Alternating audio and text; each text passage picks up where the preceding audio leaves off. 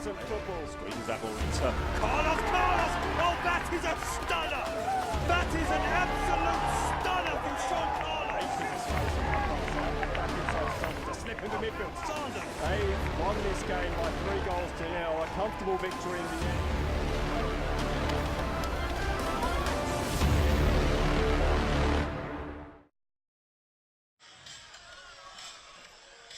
Well, welcome to Lions Stadium on a beautiful afternoon here in southeast Queensland for the grand final of the National Premier League's Queensland between Lions and Olympic.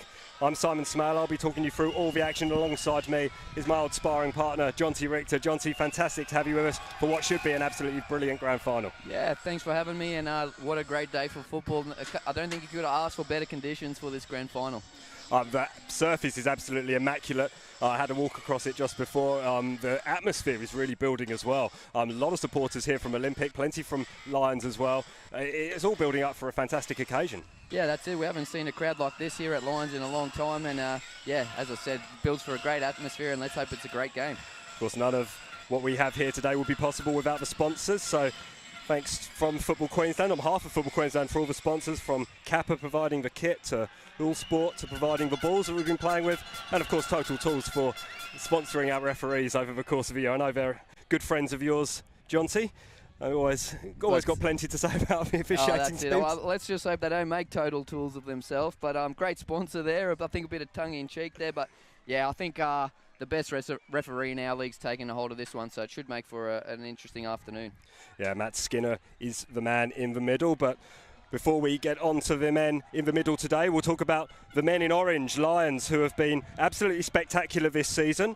We'll be checking out some highlights of them this year, and it's really been built off the back of a phenomenal defence. Just 11 goals conceded. That's one every 112 minutes, and that's really laid a platform for goals like this. Yeah, and the best defence of all NPL teams in the whole country, so testament to the Lions squad, but as you said, makes for some interesting attacking play and certainly a number of spectacular goals in there as well. We've seen plenty of brilliant goals and plenty of brilliant goal scorers in the side. It seems to be threats all over the park, and none more so, of course, than Merritt Madley, who's come into the side late from Holland Park Hawks, but made a real impact.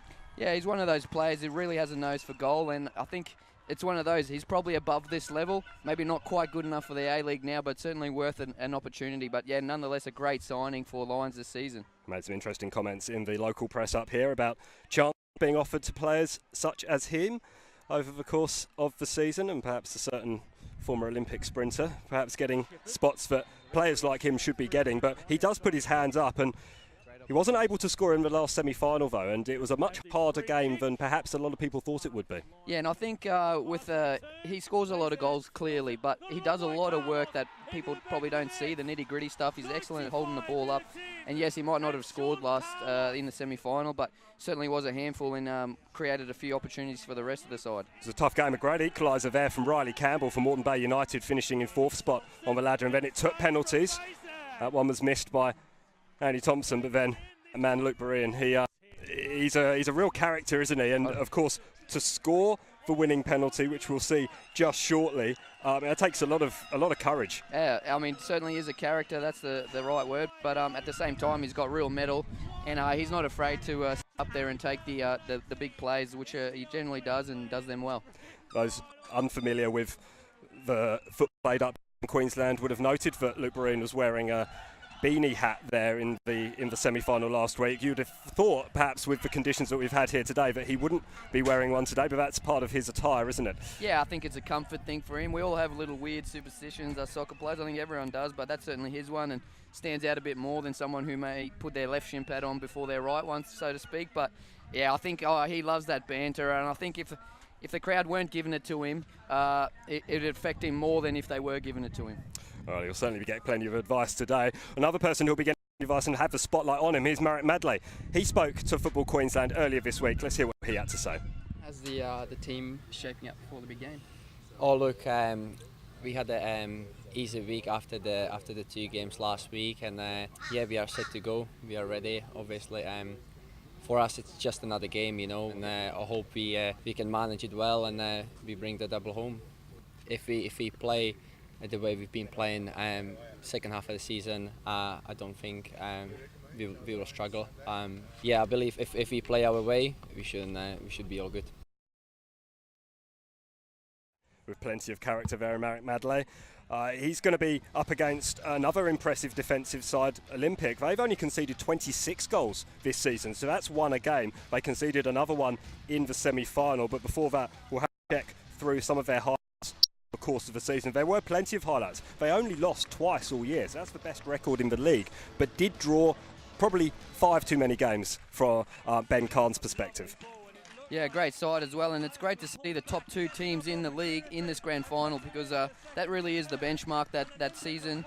And yeah, Lions were Olympic off to an absolute flyer at the start of the season, and then dropped a few points, but nonetheless can score some goals. They certainly can.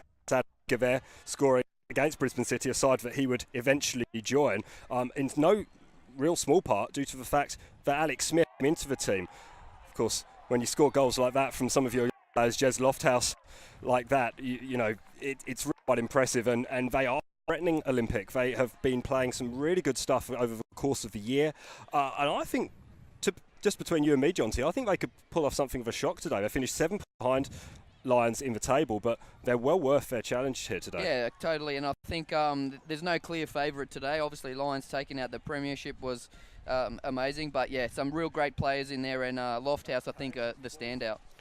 Of course, it wasn't all their own way in the semi-final. They did have to battle against Western Pride, who really flew out the blocks. Joe Duckworth scoring the goal there in the first half. It was very well deserved, and it did seem for a moment that Olympic just weren't going to be able to find the back of the net. We see the options there, but then that ball from Shane Stefanuto on his right boot, and then that brilliant turn from Alex Smith, just showing what a quality player he is with that initial strike. And then this free kick was something else entirely. An absolutely wonderful goal to win a semi-final. It's a bullet off the boot there, but he was in real doubt for even making the squad after suffering a really nasty looking ankle injury right at the death in that game. He actually is only on the bench today. How big a loss is that going to be? Yeah, massive. I think he's one of their form players, and great experience, obviously played at the higher level at the A-League, so they're going to miss him extremely today. But as I said, I think that they probably didn't expect so much out of Lofthouse this season, and he's really done the job for them. But they've got some great players all over the park, great experience there, and Shelford, Mundy,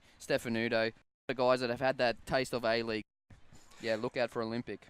One of those players. Key part of the defence of Olympic is Christian Waters. He spoke at the media day earlier in the week. Let's hear what he had to say now. How's the team shaping up before the big game this weekend? The team's shaping up good. Yeah. We're all fit, enthusiastic, and feeling ready for the challenge ahead.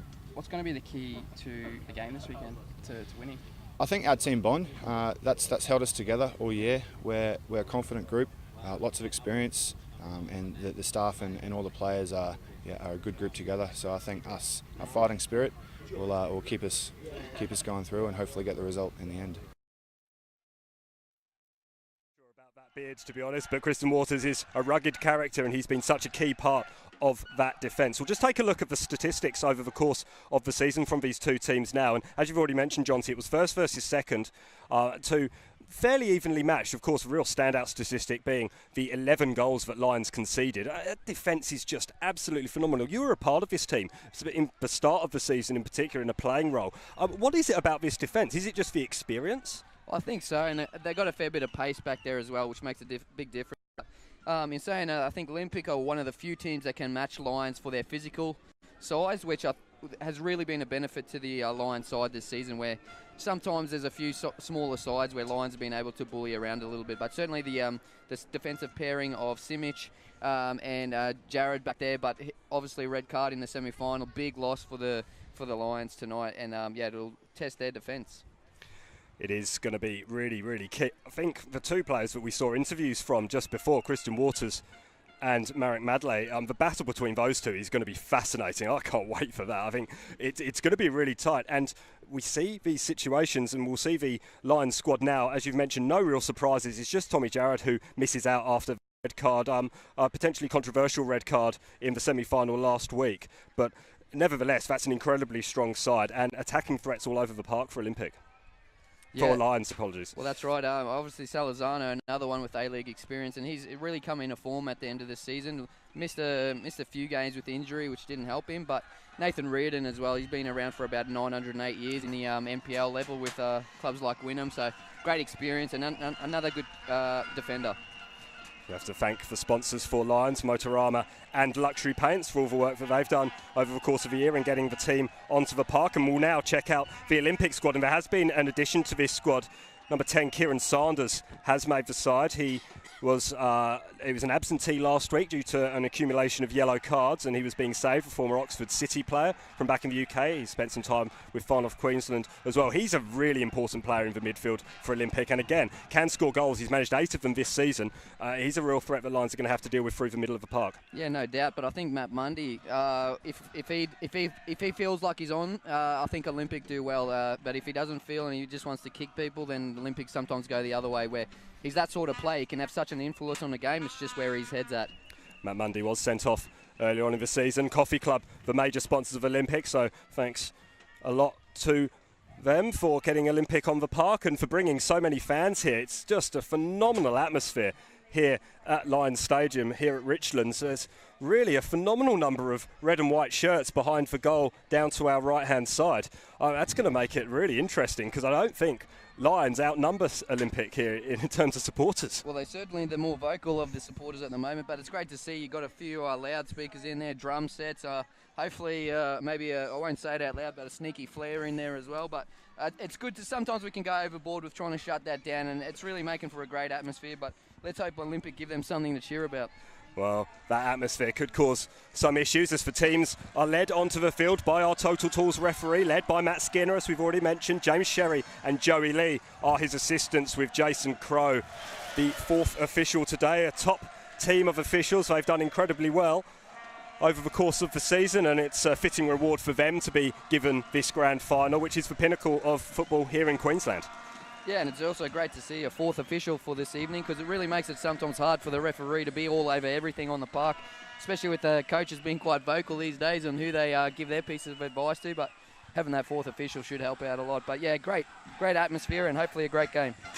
Olympic will be in their away strip of dark navy blue with the white stripe down the middle. As you can see, the two teams walking onto the field, Lions in the traditional orange, and they line up now in front of the fairly well populated grandstand at the clubhouse here, and now a sense of nervous anticipation descends over the two teams and the crowd. The drums have stopped, a bit of a hush.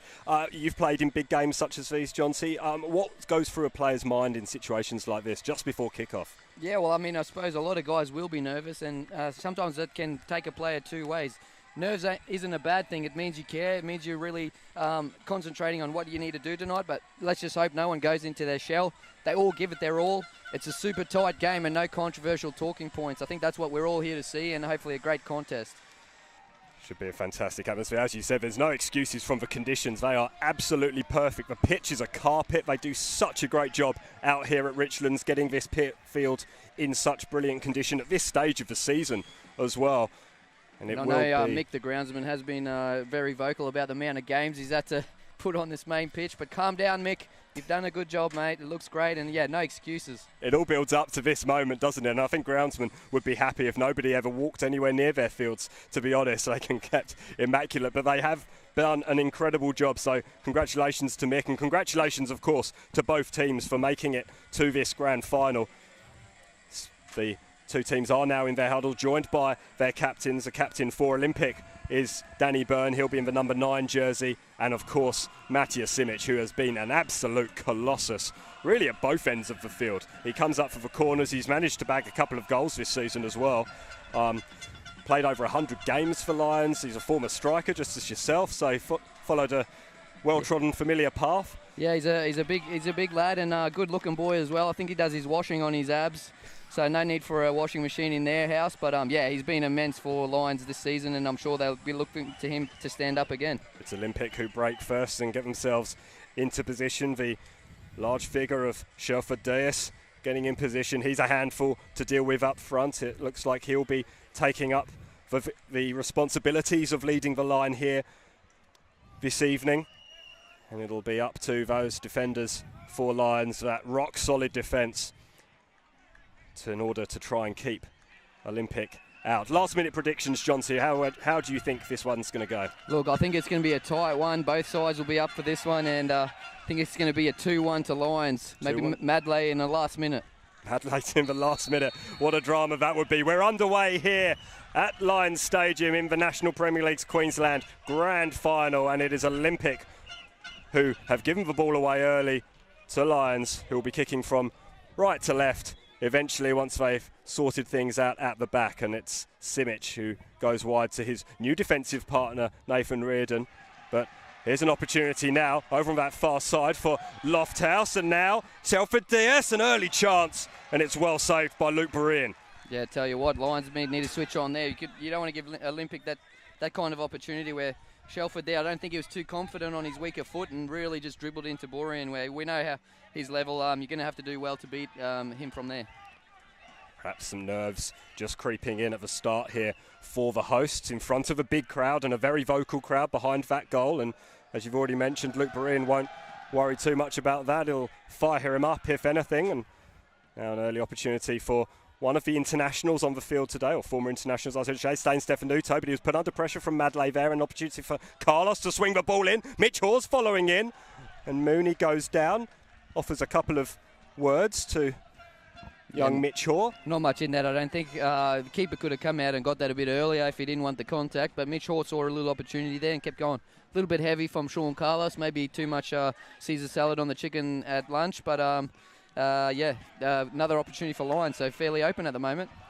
Very open start. Steve White and Jez Lofthouse now, such an exciting player to watch. We saw the goal that he scored in the wrap before the game. Here's Shelford Dice, he's going to let fly now, and he got hold of that one, but came off the back of a Lions defender, and Olympic will retain possession. It's a good start from Olympic. Sanders is going to go all the way back, and now forwards.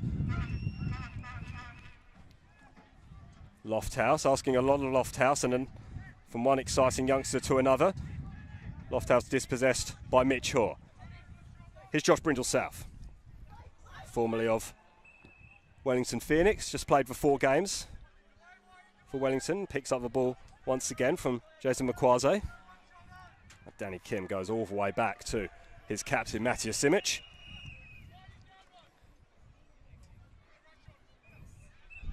Reardon with the long one, asking a lot of Makwaze, and once again Mooney taking his time but picking up the ball and doing well, releasing it now to another stalwart of this Olympic side, Kazuya Ito. A little bit of wind picking up now as well as the sun goes down here at Lions, which is a common occurrence, but could cause a few troubles for a few players, but usually once the sun goes down that'll die down. But nonetheless, a few nervy passes from a few players. Lions trying to get in their rhythm of keeping the ball, but also looking to get at those diags in and get in behind Olympic. Both teams have a lot of experience. Lions less so at this level. Of course, only joined the National Premier Leagues this season after really dominating local football in the Football Brisbane competitions, the Flight Centre Brisbane Premier League. They ended as champions of that competition, and they're hoping to do the same on their first time of asking here in the statewide competition. Chris Beath just trying to play advantage there, which is always nice to see from the referees. Just don't want it to play too long, but a little shove there on Makwase. I think for both sides, quite a long season for players at this level anyway. Both sides doing quite well in the FFA Cup as well, to getting to the advanced stages. So a few tired legs, I think, and hopefully it doesn't affect too many people today. Ball is delivered in by Andy Thompson. That's a really good take by Nick Mooney.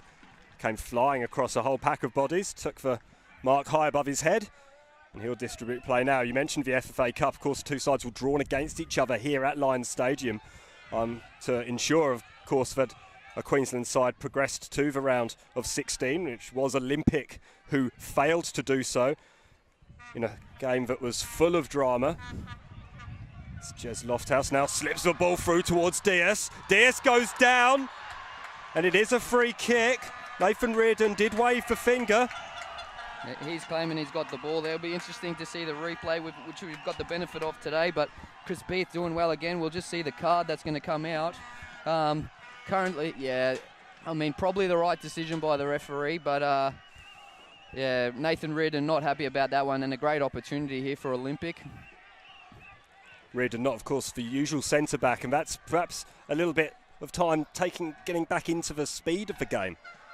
Yeah, that's right. I mean, he hasn't started too level. many games this season, and I didn't actually see if a card came out there, but maybe the referee felt that Brindle South had enough cover there, which he did. I don't think Dace would have retrieved the ball if he wasn't fouled, but nonetheless, great opportunity here for White. I think it'll be Kieran Sanders, actually, who takes the free kick.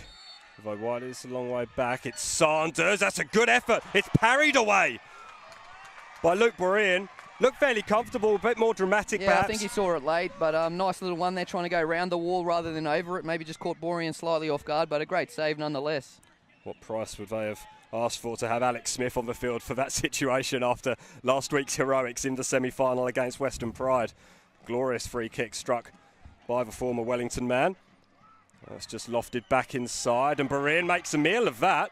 That's the bean he got in his eyes. Yeah, a little bit of communication there would have been nicer on the both of them as they both give a hands up saying sorry, but Lofthouse now in a great position.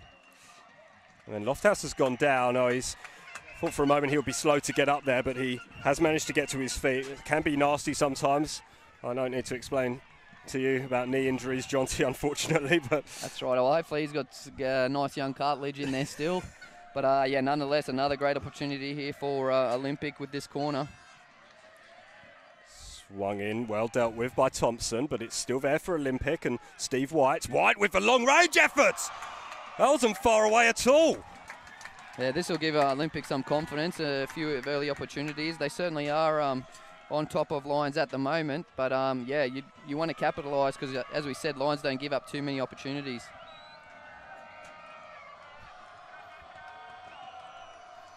Great noise there from the Olympic supporters as well. Giving it to Borean there, but yeah, I think he thrives on this kind of stuff, to be honest. He is that sort of character, and he's getting plenty of advice from the red and white masses behind the goal, and an astute observation perhaps from the Olympic supporters. That's nice from Matt Mundy. You mentioned he'd be a key player, and he was proving so there. Quasi just getting in the way of Danny Byrne as well. A little bit of afters there, but nothing doing, says referee Skinner, and Lions will take possession. Oh, that's cool, calm and collected from Matthias Simic. Excellent composure from the centre-back. I think he had time to get the tic-tacs out, pop a couple, and just played it off cool as a cucumber, but great work there by Simic. Good work again by Thompson. But again, another turnover, and let's see how Olympic can go in the transition. It was well read, though, by Simic. He can't gain possession. Off the Nazari, and here's an opportunity now for Kazuya Ito. Ito up against Brindle South. Ito still retains possession, but Brindle South did well in the end. Gets support in Danny Kim and Jason McQuarrie, and is forced all the way back now to Kristen Waters, and Jason McQuarrie goes down. Kristen Waters not happy with that one, but great work by Madley there just to make it hard for him, and poor touch by the big fella. Yeah, it's always tougher. Not quite as cool as Simic at the back, unfortunately. A bit more robust in his technique, but foul nonetheless on McQuarrie. That's excellent work from the captain. That sort of confidence, comes from playing over 100 games, coming back from a serious injury as well. Like he's really done it all for Lions after moving from the Perry Park-based strikers, and he'll be hoping to lead his side to the Premiership Championship double here this afternoon. But to do that, they need the ball, and at the moment, Olympic are enjoying the majority of that possession as Steve White goes down somewhat theatrically. There was a touch, though. Yeah, I mean, certainly played for that one. I think Simic knew what he was doing as well, so all-round good decision by the referee, as there's a few finger pointing. I'm not sure if I would try and take on Simic there, White, but maybe he fancies himself. Steve White, former Central Coast Mariners Academy captain, spent some time in the States as well in the United Soccer League with Seattle Sounders too. So a bit of a globe trotter. And he has really given Olympic a real sense of solidity in their midfield this year, along with all the other players that have played such a key role in their race to second spot on the ladder. Kieran Sanders, of course, being another key factor in that. He's the man standing over the ball now, ready to deliver this free kick. Mundy drops off the back. It's Mundy, and then Waters is there too. The flag was up. I mean, great ball in there by the number 10, Saunders again, back post. There was a 2-on-1 there for Olympic, so quite lucky that the work held offside if you're a Lions supporter. But yeah, again, Olympic probably just shading it at the moment, a little bit slow out the box from Lions, but as you said, still a long way to go in this match. Spent last year at Edgeworth Eagles, did Kieran Sanders, and of course that's who the Lions will take on next weekend from the Northern New South Wales National Premier Leagues. The champions, the premiers down there, they lost their grand final yesterday to Broadmeadow Magic. But Lions back on the national stage. I think it's good too that they reward the premiers in each competition rather than the grand final winners, because as we said, someone could finish 4th, 15, 16, 20 points behind, get lucky in 2 games and take on the national championship. So it's good to see Lions taking part in that one, and great to see Olympic and Lions in this grand final. First v second on the ladder.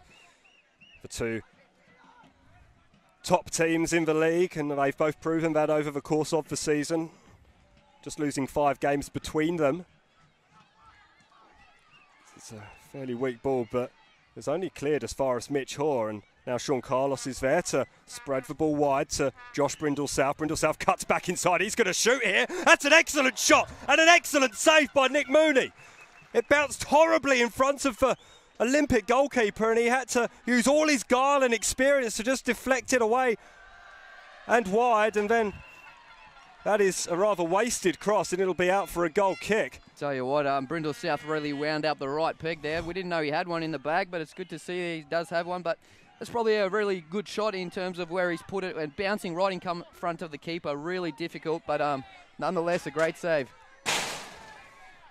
That ball just about missed us here in the commentary box. We just told Mooney he gave us a great save and then tried to hit us, but no, yeah, great parry by him, got it to safety, and Olympic escape. This one's coming straight back as well. Not quite as far this time. That was a lovely shot from Brindle-South. He scored 1 goal this season, the 25-year-old. Only managed 1 goal over the last 2 seasons. Spent some time in the National Premier League's Victoria with Bentley Greens and Green Gully. Not expected to score at left back, of course, but when you do chip in with a couple of He goals, gets in it is great nice. areas. I think he should try and wind up a bit more, but it's probably one of those things, just that confidence to hit it with your wrong foot sometimes, where a bit of a turnover here. Interception from Solazano, and advantage being played again. Madley, it's gone through to Mitch Hoare. Mitch Hoare had enough time there to turn, and instead he tried for a little flick out the back to Jason Bakwaze. You have to say that was the wrong option from the former Brisbane City midfielder. That's right. I think any striker in that position has that little bit of greediness about him. Would have Cruyff turned it and had a ping himself. But, yeah, credit to Mitch trying to play in his teammates. They're just not quite coming off.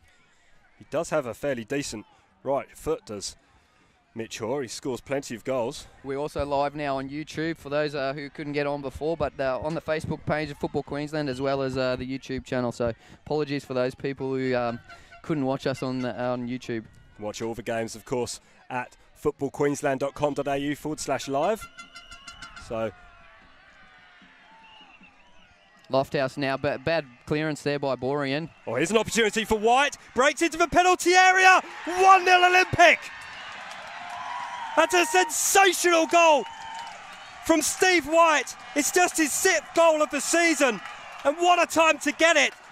Celebrating in front of the supporters now. The supporters going absolutely wild behind the goal here at the Lion Richlands. And it is the visitors who have taken the lead here in the National Premier League's Queensland Grand Final. Tell you what, he's done well to stay on his feet there as well. He had to shake off a few challenges, but he's done really well and just put it in the corner. Not much Borean could do there. Poor clearance initially by Lions, and yeah, he's really taken that chance as he should. But poor defence there from Lions, which you don't really say too much. But 1-0 Olympic. Really, well, early goals always great for a grand final, so let's see how Lions respond.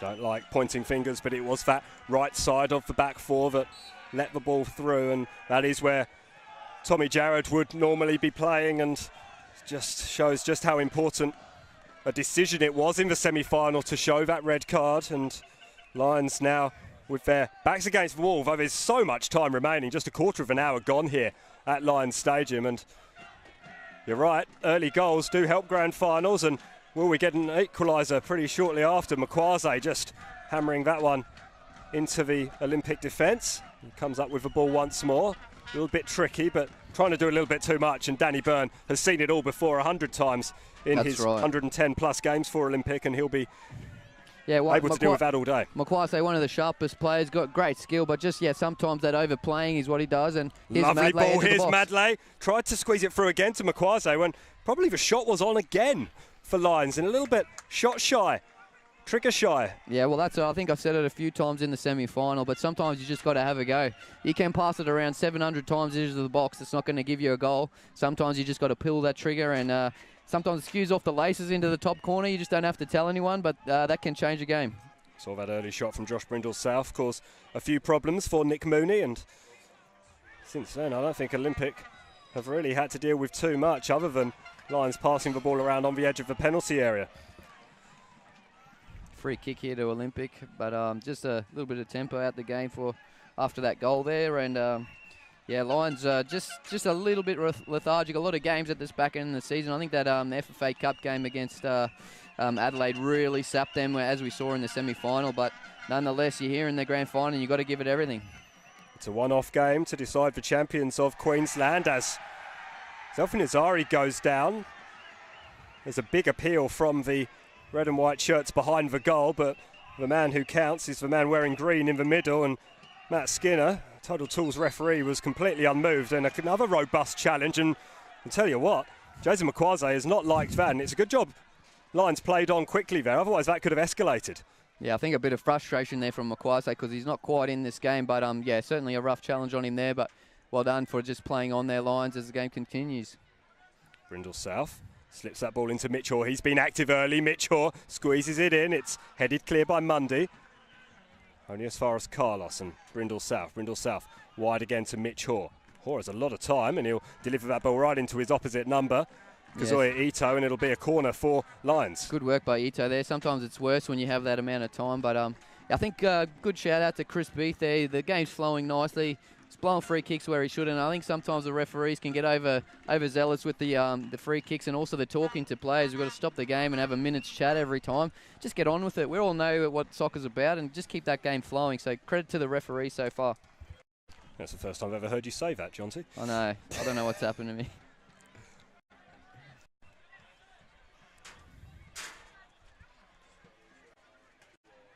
It's Andy Thompson who'll deliver this corner deep. Too deep in the end. I've got to apologise to Matt Skinner as well because I've called him Chris Beath, I think at least 3 times now. But yeah, Matty, you are the best referee here. I wondered why you're being so complimentary. That's right. Not to say Chris Beath isn't a good referee either, but he's not here today. We're not on the field. We're not out in the middle anyway. You may well be watching on the Football Queensland live stream, either on Facebook or YouTube. Thank you for joining us wherever you are watching from. Simon Smale and Jonty Richter bringing you all the action as Danny Byrne of Olympic just tries to go around the outside of Brindle-South and loses his footing a little bit, which is a surprise because this surface is an absolute car. Tell you what, 2014 he would have got that, Burns there. Very, very experienced player, but just like me, carrying a bit more around the middle as Matt Mundy sticks out a hand. It's a clear handball, wasn't it? And now Kieran Sanders just trying to delay the taking of that free kick by Mitch Hoare. Just showing a lot of experience again. There's a lot of experience in both these sides. And here's one of the least experienced players, but one of the most talented, no doubt, Jez Lofthouse. And when he's got space to run into, you better butt yourselves in. Goes inside to Diaz. Diaz over the top to Danny Byrne. And as you mentioned, a few years ago, perhaps Danny Byrne would have gobbled that one up. That's right. Well, talking about gobbling, I think me and him have both done too much of that lately, and that's why he didn't get there. But yeah, great experienced play and some left foot on him and real danger. But finally the sun is just dipping behind that grandstand. I think it'll make it better for those viewing on this side as well as the players. Certainly been able to take my sunglasses off for the first time today. It's a beautiful day here in Brisbane on the south side for those of you unfamiliar with the geography.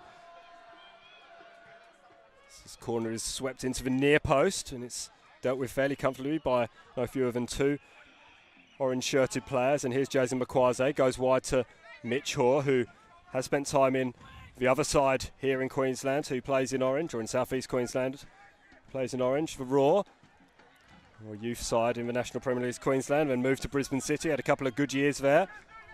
And now he's ripping up trees with Lions. Here's Danny Kim, another player who's done phenomenally well. Racing into the penalty area. Danny Kim still going!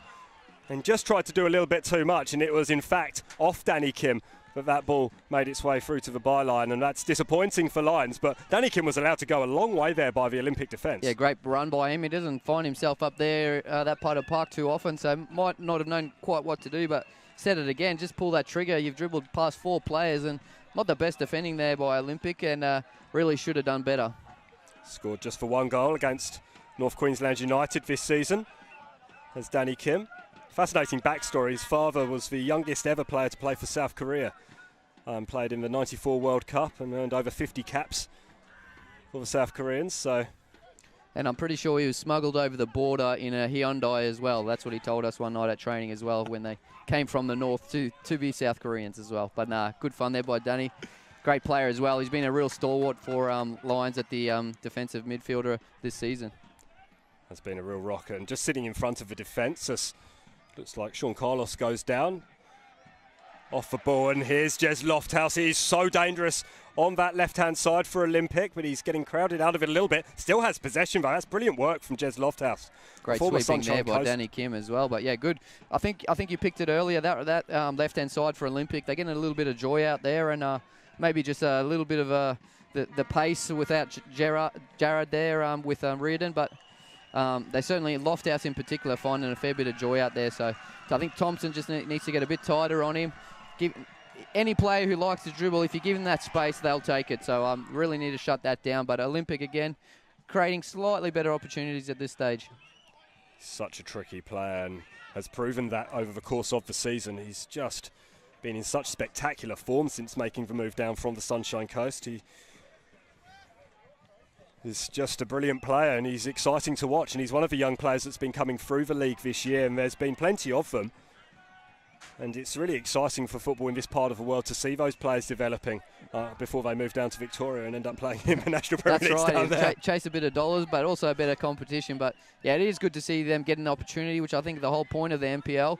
It's a very sloppy pass there by Brindle South, unfortunately, but yeah, some of them are really taking it by the horns and doing well. So yeah, hopefully he gets an opportunity, maybe in another league in the NPL, but one of those continue to do well and develop, and you might get that A-League contract. Of course, Dylan Wenzel-Halls was tearing up trees here in the National Premier League Queensland for Western Pride, and he got his dream move to the Raw. He did, in fact, win the Golden Boot, Dylan Wenzel-Halls, despite only playing less than half a season. And I think, too, he has worked really hard away from the football field, where people just see all his goals, but he's really tried to take it to another level rather than just doing the normal with the team, and that's why he's got his opportunity. But still, good run here. Excellent work from Sanders. He's a dangerous player as well. It's a great tackle, though, by Reardon. Still with Olympic, though. Shelford Diaz goes back to Kazuya Ito, back to Diaz, and it's well cut out by Sean Carlos, and the counter-attack is on now for Lions. Merritt Madley clear on this left-hand side. That's a glorious ball for Madley. Will Madley pull the trigger? He does, but didn't get all of it outside of the boot. And it was a comfortable save in the end for Nick Mooney. Yeah, we haven't seen enough of that pacey counter-attacking by Lions. I think Olympic are doing really well in that instance. But, yeah, he's done well there. Nice touch off the Carlos pass, and tried the toe bash to the far corner, which is probably the right way to go, but easy for Mooney there. Big shout out to the Strikers captain, Michael Angus, tuning in as well on the Facebook page. I just had his little baby boy recently, so life's going to change for the Gus Bus. Congratulations to Michael Angus. Of course, Sean Carlos, a former teammate of his at Strikers. Spent a couple of years at Perry Park, 33 games and 7 goals in the National Premier League Queensland. Of course, won a couple of premierships as well. And he's managed to just move down the road and do the same here at Lions. That's right. But, yeah, I suppose everyone sees this grand final as the big one. So I think for Lions especially, it'd be a great way to cap off the season. And I suppose for Olympic too, just been second best, unfortunately, to Lions in most of the play this season as Makwasi goes down. So I'm sure they'd really like to get one over the Lions here today. I looked innocuous, but Makwasi stayed down. Olympic play on with Sanders. Sanders goes wide to Shelford Diaz now. And Makwasi is still down holding that right knee. We'll keep an eye on that. I think he's just flexing his ankle now as Mooney tends to him there, but I'm sure a bit of the old magic water, a bit of ice spray, and he'll be all right. Stefanuto wide to Lofthouse. Again, lots of space for Jez Lofthouse. Back inside to Sanders. Lofthouse wants it back, but it's not going to get there. Mitch Hoare having a real ugly-looking swing that's comfortably dealt with by Danny Byrne. He just gets his chest onto that, and here's another chest from Shelford Diaz, who eventually does hammer the ball out, and eventually it will be some treatment being given to Jason McQuarze. Yeah, I don't this think will be a concern for Warren Moon, don't you think, Johnsy? That's right, but yeah, hopefully he's all right here. Hopefully it's just innocuous and the physio can sort him out. Maybe he just needs a breather as most of the players head over for a drink, particularly from Lions. But yeah, I'm sure he wouldn't want to make a substitution this early in the match with the possibility, if they can equalise, of extra time. You don't want to be making too many first half substitutions. Of course, we'll have extra time of 15 minutes each way if we are so inclined, if the scoreline is level after the 90 minutes. But as we've already said, a long way to go, 3/4 of the game to go before we have to start thinking about that too much. There are options on the bench, of course, for Warren Moon. Chris Mars managed 7 goals in his 27 involvements this season, 26-year-old from Kingaroy. Another former striker, Carter Glockner, former Brisbane City player and star at Easts against Lions in the Flight Centre Brisbane Premier League all those years.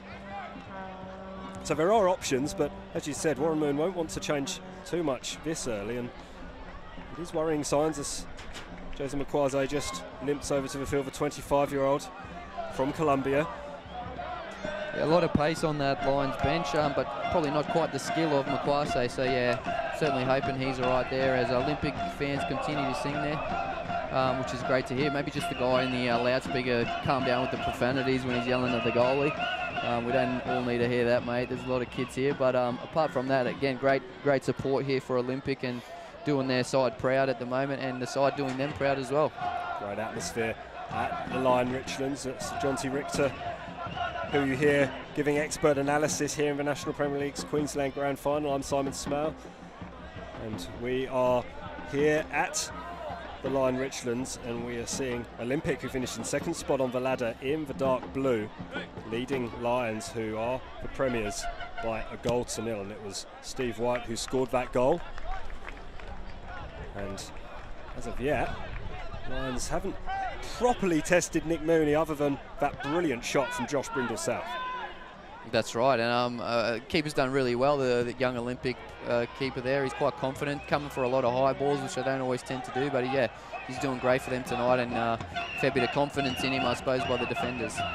Quietly confident, as opposed to extrovertly confident in his opposite number, Luke Breen. I say opposite number in the loosest possible term. He's got 90 on the back of his jersey, which won't please the purists. He is fairly loose, that's for sure, but a great keeper nonetheless. But just to Brad Meredith, Facebook feed, he was wondering why the referee didn't stop it for that injured player, where the referee's just got to decide if it's not a head knock, he doesn't need to stop it if he doesn't think there's any danger to the player. So very well done there again to Matt Skinner for letting that play carry on, and Olympic got the ball back anyway. So great play all around both sides, great sportsmanship.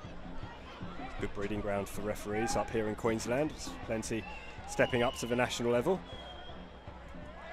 They've been sponsored fantastically by Total Tools this year, so thank you very much for that. Olympic win a turnover once more, and here's Danny Byrne in a little bit of space. Delphi Nazari was left on the ground. Danny Byrne needs a little bit of support. Finds that support in White. Now Nazari, who's back on his feet. White once more. Wide to Lofthouse. Patient build-up from Olympic after the initial break. And here's Shane Stefanuto. McQuarze still receiving treatment, so the old magic ice didn't do the trick, but Olympic probably didn't want to see that break as they attack here again with great space out wide, but they seem to have left off where they were prior to that injury anyway. Kazuya Ito cutting back inside. Here's Danny Byrne, lovely ball from Ito. Byrne across the middle, over the top. Great play there by Olympic, but I tell you what, Shelford Days has done well to get that over the crossbar. It was, to be fair, a little bit behind him and a fair bit of Lions presence around him. But as we see, Danny Byrne with a great ball in, just behind him there. And unfortunately, it's not AFL. They're not going to give you 1 point for trying there. But, great opportunity for Olympic, and Lions get away with that one there. Would have been a cracking point in Gaelic, but that's not the game we're playing here. And that's a big disappointment for Olympic. They could have been staring at a 2-goal lead and taking real advantage of Lions while they're down a man, because as you've already mentioned, Johnsy. Yeah, I think just a bit extra strapping being applied there, so obviously some damage to that ankle, but Olympic really pressing them here while they are a man down. And what will be the thought process of Warren Moon here? Will he be saying to Jason, just try and get through to half-time? I don't want to change things up too early. I think so. I think he just doesn't want to be a man down at the moment, especially with Olympic pressing quite well. But, Lions really need to tighten up these wide areas. They got a great midfield 3, but they just seem to be getting overrun out wide. And again, Danny Byrne, their great experienced Olympic player, doing all sorts of havoc there, as well as the young Lofthouse. Good header by Reardon to clear, but it's going to come straight back towards him. Danny Byrne chipping one over the top. Onside is the call on Zelfi Nazari. Nazari goes down. It's another foul by Nathan Reardon, and a yellow card is shown. Yeah, it looks like he just ran across him there. Interesting one. I mean, there was certainly contact, but we'll just wait to see the replay here. Luke Ryan was really unhappy with the decision, but that's right. Same with Nathan Reardon, who's been yellow carded. Nazari going away from goal there too, so I don't think he was a goal threat. I mean, let's see here on the replay. Coming together of legs. I mean, it's one of those, you're close enough, but a probably good decision by the referee. He certainly was going away from goal. Be interesting to see the replay on that offside there. He did look to be quite away on past the defenders when receiving that ball. He did just clipped him there, but very unintentional there by Reardon. Great camera work from our double take team, giving you that extra angle, and that did show just the slightest of ankle taps from Nathan Reardon. As you say, Johnsy, completely unintentional, but we have now, in fact, seen a substitution. Shepherd on, so Nathan Shepherd, number 11, coming on for Lions. Makwaise's succumbed to that ankle injury, unfortunately. Big moment in this game. But no pressure on young Shepherd, straight into the fire right here. Only scored for 1 goal this season, Nathan Shepherd, against North Queensland United. I think White standing over this one, as well as Saunders, so it'll be interesting to see who takes this one on the left foot, but 5 people in the wall there for Lions, so a fair bit of concern for Borean, and again, I suppose they were really wishing that Smith was out there. Yeah, Alex Smith on the bench, Kieran Saunders and Steve White both standing over it.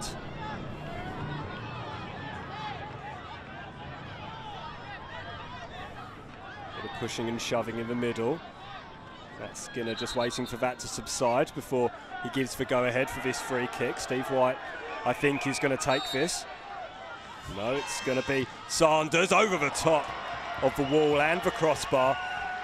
A good opportunity again. It was probably a little bit too close to get that ball up and over the top. Yeah, it is a difficult one. You really need some great technique there, but yeah, it didn't trouble Borean at all there. As we shout out to Graham Harvey, watching, the former Pride coach, watching out at Hong Kong there. I hope it's about 39 degrees and that 98% humidity for him.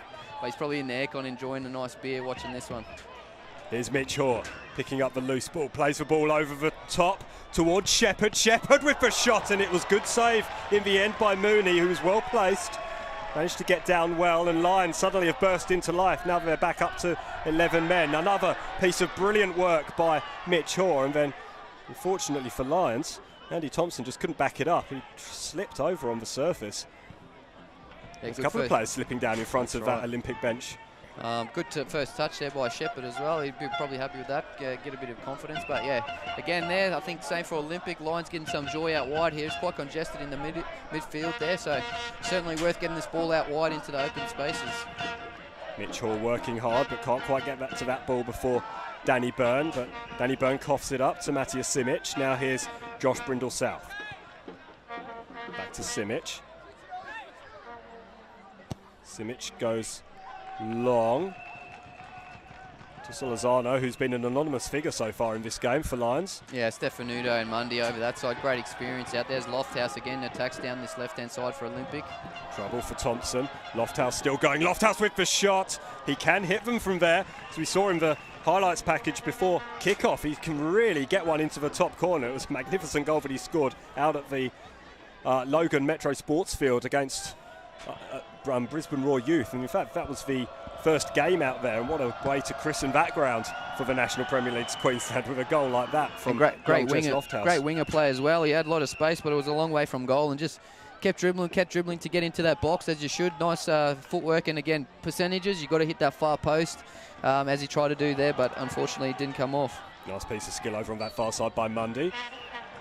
And the free kick is won by the men in dark blue, and just in front of us here, Danny Byrne is having a few words with Kazuya Ito, asking for a little bit more service down this near side. Byrne, after delivering that gorgeous cross down into the middle that inexplicably Shelford Dias managed to hit over the top, he started to get the hunger, and he's certainly keen for a little bit more of that. And in order to get the ball back into the middle where he can feed Zelfi Nazari and Shelford Dias the ball a little bit more often and cause the Lions defence a whole lot more problems. Here's Jez Lofthouse with a curling cross, but Danny Byrne had gone near post. The cross went far. It will be a goal kick to Lions. Yeah, Nazari trialled early in the season with Lions, but unfortunately had the visa spots full already. So quite a handy player, the young guy, or not so young guy, but certainly works hard up front there and gives Olympic. It's one of those unsung sort of hero guys where does the dirty work and maybe doesn't always get the goals, but you really need that from him up there in the front third. Just 4 this season from the former Balcatta man out in WA. Lofthouse just turns that ball over to Matthias Simic. That's a lovely ball forward towards Shepherd. Shepherd inside to Madley. Was that a hand by Mundy, I think? It certainly looked like it came off his arm. A little bit of a tangle there with Madley, but yeah, the referee played on. You might see that again. Here's Mitch Hoare. Curls that one over the top of Marek Madley, and Madley screams at Matt Skinner, who certainly heard him and stopped and squared up in the way that referees sometimes do when they feel like they're going to... Well, no, it did look like he got ahead. It's good defending, I think, from Matt Mundy there. One of those bat pads, I think. Bat pad off the head onto the bicep. But Mitch Hoare over the top now. Madley just too far in front of him. Madley's still talking. I think he wants a corner there, but maybe a bit of frustration again from Madley. Or they do have the corner, so he's appealing for something else. But yeah, he's holding his face there. Maybe a bit of an elbow there from Mundy, but I don't think there was too much intention in it. And as I said, a bit of bat pad. I don't think Mundy was intentionally playing his arm. So fair play to the referee once again. Nathan Reardon and Marek Madley just had a little bit of a conversation there with our Total Tools referee Matt Skinner. The corner swept in from that far side, and it's missed by Stefanuto. Hacked clear only as far as Mitch Hoare. Mitch Hoare can hit them. He does hit this one, but it was a weak little daisy cutter along the ground with his left foot. That's not his favoured effort. No, not his forte. As we said, it's good to see him pulling the trigger there, but yeah, no calves, no quads. It's very hard to get any power on those. I'm pretty sure they call him toothpicks in the gym. But yeah, a great midfielder nonetheless. He can outrun anyone that I've ever seen at this level, certainly as well. But fortunately, there's no power on the left foot. Got a tremendous engine, Mitch Hoare. He moved to be with his brother Henry, who is now, of course, in the Perth Glory setup out west. So congratulations to Henry. His ball's strapped all the way through to Marek Madley, and Madley and Mooney just come together. Again, more pressure, that time from Reardon, who's up in the rarefied air of the attacking quarter of the field, and he's going to want to make his way back pretty quickly because Olympic have the ball now with his chief tormentor at the moment, Jez Lofthouse, but he is dispossessed by the aforementioned Mitch Hoare, and now he's dispossessed. A few turnovers over on that far side. 10 minutes to go here with a bit of stoppage time, I think. Lions getting a few opportunities here. I think they'd really like to pinch one. Just getting on top slightly, and Olympic making a few uncharacteristic errors at the moment. Madley just motioned that he might have got a little push in the back there. There's no foul, says Matt Skinner. And the Lions are just crabbing their way up that far side of the field. Will be another throw-in, and you'd expect Nathan Reardon to launch this one with his long levers to get that into the box. You can see Matthias Simic just trotting into the penalty area, and Yeah, a few tired legs here from Lions. I think slowing it down where you'd think they'd be going the other way, being a goal down, but maybe that's an indication of how they're feeling at the moment. Although Reardon does have a great throw in his arsenal, so hopefully he can put it right in the mixer and see what happens. Hoping to make the most of what is essentially a set piece, akin to a corner with the length of these throws. It is helped in, it's still there, hacked away by Stefanuto. It'll come straight back. But Danny Kim's header didn't get enough purchase, and the ball ends up all the way down at the other end of the field with Luke Bryan. Yeah, great clearance there. That's what you want when you're clearing your lines. Sometimes the player's afraid to do that, but sometimes it's better just get set again and go and get rid of that ball. Kim's going to be sandwiched here. Zelfin Azari just used his body well, but that wasn't the opinion of Matt Skinner, and it is a free kick to Lions. It's taken relatively quickly by Mitchell. Ball was rolling, but you don't like seeing play being called back for that, so good work again from Matt Skinner, using his initiative and common sense.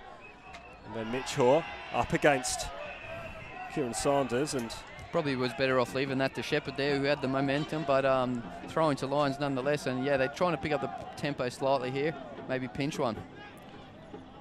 Shepherd to Brindle South. He goes all the way back to his captain, Matija Simic, who's the furthest player, challenged by the furthest player forward for Olympic, Shelford Diaz, who is inside his own half still. All 11 Olympic players inside their own half as Mitchell gets the ball on the edge of the area, gets caught under his feet and he can't get the shot away before being closed down by Kristen Waters. Another opportunity now for Olympic to break, but they can't squeeze it through to Zelfin Azari, and Lions will come again. Just 4 minutes remaining. They just can't get out at the moment, Olympic, which is positive if you're a Lions supporter, but not the best cross there from Brindle South earlier. You just really got to hit those areas. I think we talk about it a lot at this level. Just those final passes just don't seem to find the mark enough. Hacked clear by Lofthouse. Be dealt with by Simic. There's no Olympic player within 20 yards of the Lions captain, so he takes his time in feeding Brindle South. It's back with Simic, who's closed down eventually and belatedly by Zelfin Azari. Now Mitch Hoare, and Mitch Hoare again gets the ball caught under his feet, and under pressure from Danny Byrne, just pokes a little bit too far wide of Nathan Shepherd. It'll be a throw into Olympic on this near side. Heavy pass there, but he's certainly doing his bit for the Lions team, getting on the ball, and that's what you want when the chips are down a little bit. You need players wanting to get on the ball, and Mitch is certainly not shirking the responsibility in there, but I think Olympic sitting off, and they're happy to get to half-time 1-0 by the looks of things, but they don't want to concede here, that's for sure. Might well be fairly happy to get to full-time at 1-0 as well, given that this is a grand final and it is winner takes all.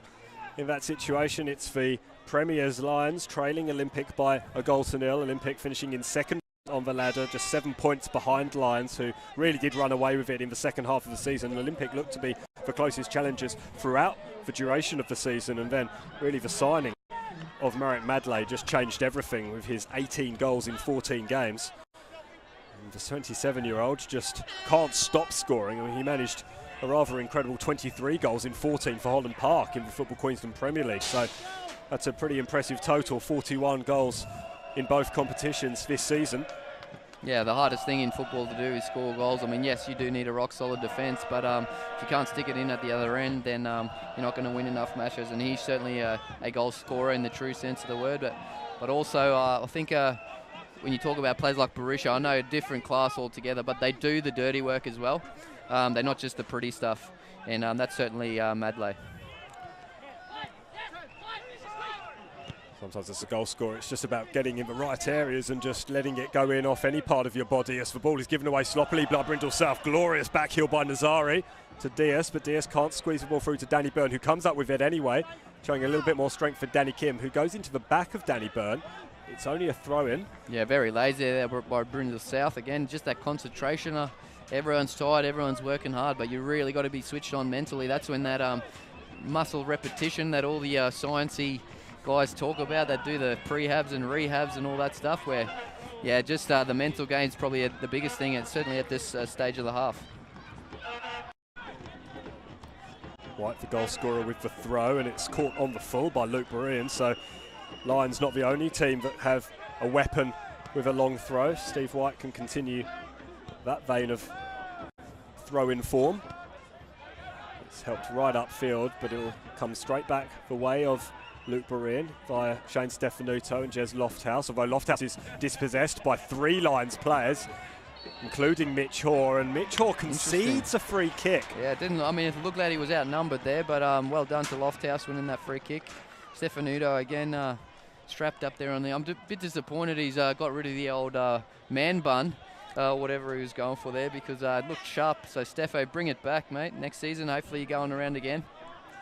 Tell you what, I didn't look like there was much in that in terms of a free kick by us, but that's not what our Total Tools referee Matt saw. We will have 1 additional minute at the end of this game. Our 4th official, Jason Crowe, just giving us that indication, and it's been a pretty impressive half from Olympic, who've done what they needed to do, get that early goal, and now they've sat back and absorbed the pressure that Lions have been able to put onto them. Yeah, that's right, and you certainly want to be the side going in 1-0 up rather than 1-0 down, but done enough. You said it there, Olympic. Interesting to see if all their supporters trudge down the other end of the field and really cheer them home in the second half. But yeah, I'm sure both coaches really want to get the players in the sheds and get the tactic board out and try and get a game plan for the second half to try and do it for their side. There's so many of them, I don't think there'll be enough space behind the goal to our left. There's really come in their numbers, have Olympics supporters today. As Luke Bryan puts that one out just in front of us. Shepherd yelling something out here on the sideline. Not happy about something, but luckily he's Scottish accent so thick we didn't have a clue what he just said, but certainly not happy there with that pass. Shelford Dearce winning the throw-in over on this near side. Yeah, Brindle South getting a bit of a tough time out here on this side. A lot of space for Danny Byrne and Dares coming out there as well, but maybe just a bit more aggression from him. Probably not his strongest suit to his game, but just get a bit more fiery in there, and he's certainly got the pace and the skill to do the rest. Now sloppy from Kazuya Ito, but it no difference. That is half-time, and we'll just quickly run through some highlights for you from that first half. A first half in which Olympic, the team that finished second on the ladder, lead the reigning Premiers Lions by a 1-0, and it was Steve White who scored it. We'll check out those highlights now. Yeah, great start by Olympic and Deus with the first opportunity there, and again, as we said, on his weaker foot, just lacking that technique there to get some real purchase on the ball, and Borean gobbled that one up. It was good work from Jez Lofthouse down the left-hand side. He's been impressive so far, for my money. He's been very good, and he's on the ball here and plays the ball through once again to Shelford Dearce, who goes down, and it was an untidy tackle from Nathan Reardon, led to that free kick for Olympic, but fortunately it was parried by Luke Breen. A good save. Looked like he certainly thought it was going to his right-hand side, and quite late he saw it there. Big left mitt, kept that one out. But yeah, as you can see here, early stages, it was certainly all Olympic. Great shot there from distance, and then finally Lions with their effort from edge of the box.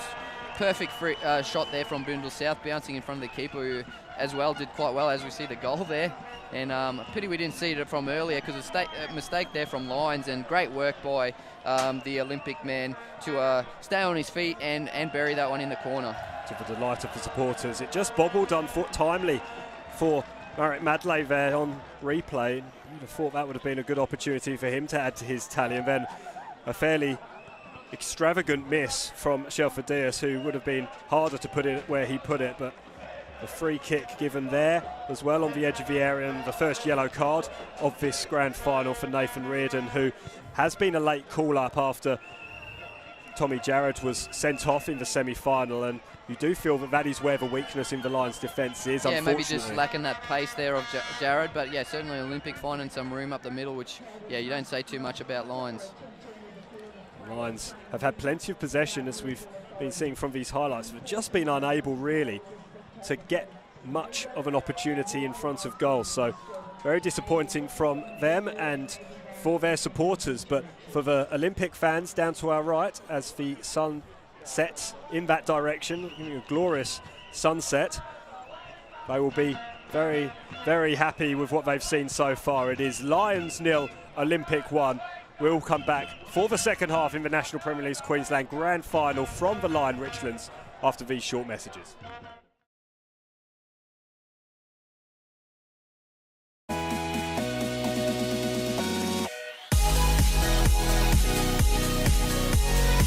Oh, that's what he's done! And Scorpion!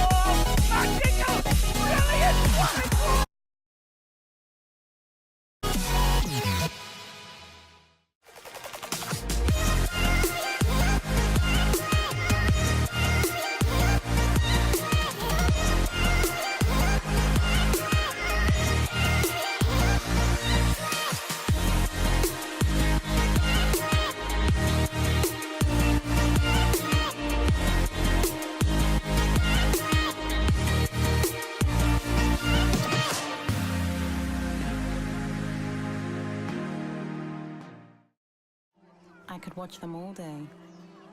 Even though here, you don't feel like you need to. These are the moments I'll remember. You see, to me, it's not so much just having us all together, but finding a place that really brings us together. That's what makes Oaks Oasis special. When you only get a few chances, it's important to make them count. After all, memories don't make themselves.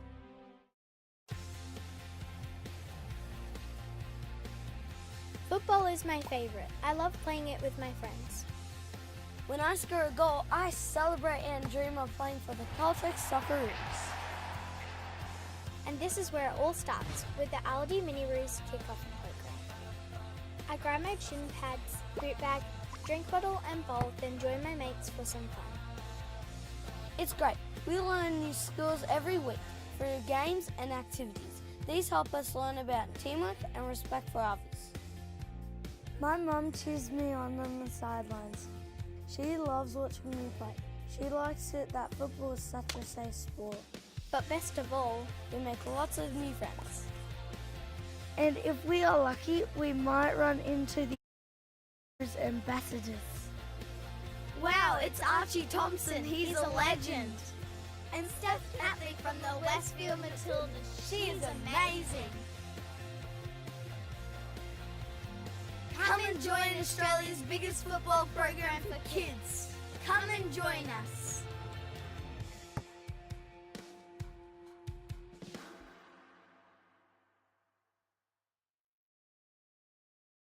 We swear a lot at Total Tools. We swear by our range. We swear by our service. And of course, we swear by our prices. So you'll know that you're buying at the best price every day. Total Tools. Every tool, every trade.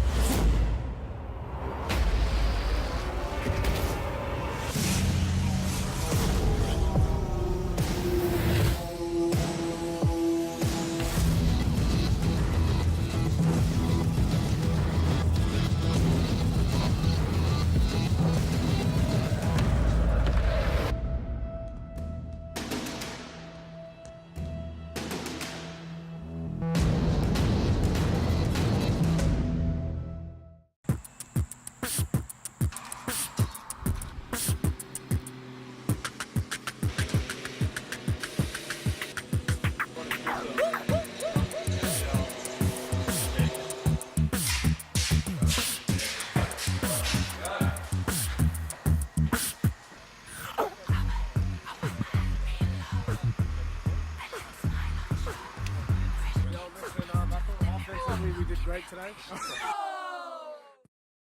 I could watch them all day. Even though here, you don't feel like you need to. These are the moments I'll remember.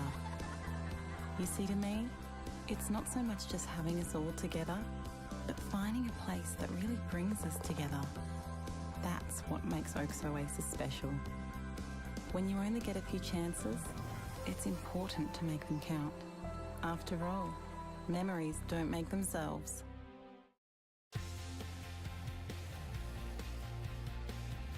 Football is my favourite. I love playing it with my friends. When I score a goal, I celebrate and dream of playing for the Caltex Socceroos. And this is where it all starts, with the Aldi Mini-Roos kick-off program. I grab my shin pads, boot bag, drink bottle and bowl, then join my mates for some fun. It's great. We learn new skills every week through games and activities. These help us learn about teamwork and respect for others. My mum cheers me on the sidelines. She loves watching me play. She likes it that football is such a safe sport. But best of all, We make lots of new friends. And if we are lucky, we might run into the LD Miniroos ambassadors. wow, it's Archie Thompson, he's a legend. And Steph Matlick from the Westfield Matildas, she is amazing. Come and join Australia's biggest football program for kids. Come and join us.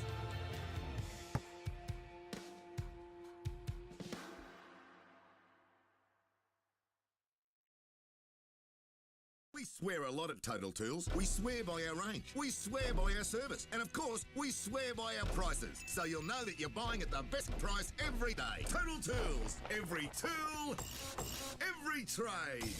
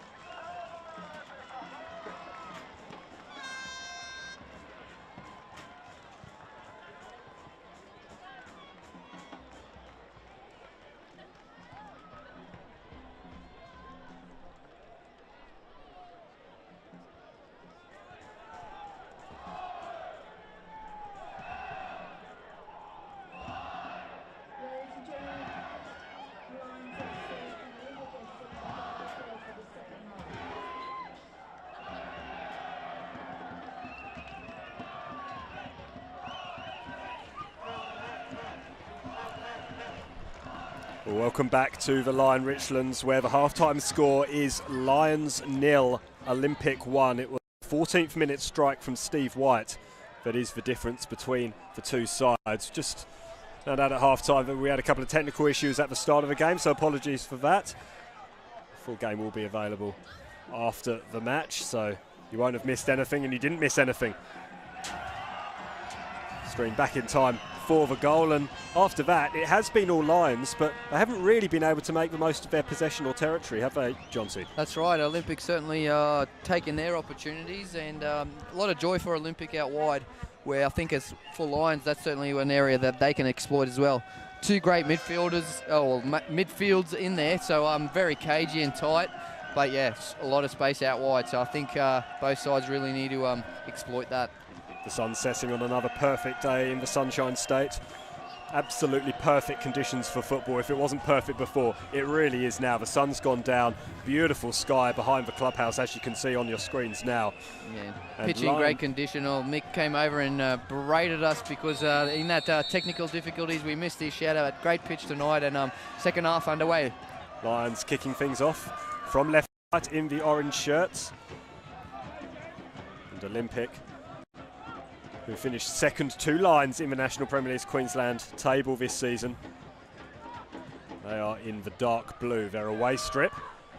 And their supporters, they're in their traditional colours of red and white stripes, and there are plenty of them making plenty of noise behind the goal to our right. And it's making a fantastic atmosphere, isn't it, Johnsy? That's right. Very great support here for Olympic, and you hope the local fans can be a bit more, the Lions fans can be a bit more vocal as well, where Lofthouse again carrying on his good first half with some action down this left-hand side. Shelford-Dearce just getting involved as well. The ball is hammered upfield. Madley getting in a bit of a tangle with Matt Mundy, but unable to get the ball, and Mundy heads it back towards Shelford-Dearce, and now Jez Lofthouse. Lofthouse inside to White, the goal scorer. Here's Stefanuto inside to Lofthouse again. Olympic moving the ball around well in these early stages. Waters wide to Kazuya Ito. Ito chips that one in, a rather aimless ball towards where he hoped Zelfi Nazari would be running to, but in the end it was comfortably dealt with by Josh Brindle South, and he wins a free kick to boot. That's right. Again, yeah, as we spoke about it, Stefanuto and Lofthouse down this left-hand side doing a great job. I think I need to ask Stefanuto what product he puts in his hair, because that he hasn't, not a strand has moved. And great header there by Stefanuto as we talk about. Yeah, great experience from him there. He doesn't look phased at all, and Salazano really needs to try and work him a bit more. This might cause him a few more problems. Juan Carlos Salazano, who was completely anonymous in the first half, has to be said, for Lions. There is an opportunity now for Merritt Madley. He's dangerous in all sorts of situations, running into the ball. Mitch Hoare was there, but it went in between both he and Juan Carlos Salazano. And that's a disappointing end to a very promising move. Yeah, I'm not sure who slipped there for Olympic down there right-hand side, but Madley in a great area. And again, we talk about it as Dayes now gets the better of Reardon. Reardon rather over-committing there, an opportunity now for Shelford-Dearce to race down onto the edge of the area. Needs support, find support in Danny Byrne, who has a bit of a chase on, but he'll get there in plenty of time ahead of Josh Brindle South. Now goes back to Steve White. Ito cutting across field and asking a little bit too much of the ball, really, to do what he wanted it to do. So Shane Stefanuto is forced to mop up, and he shows his displeasure at Kieran Sanders not spreading the ball wide early.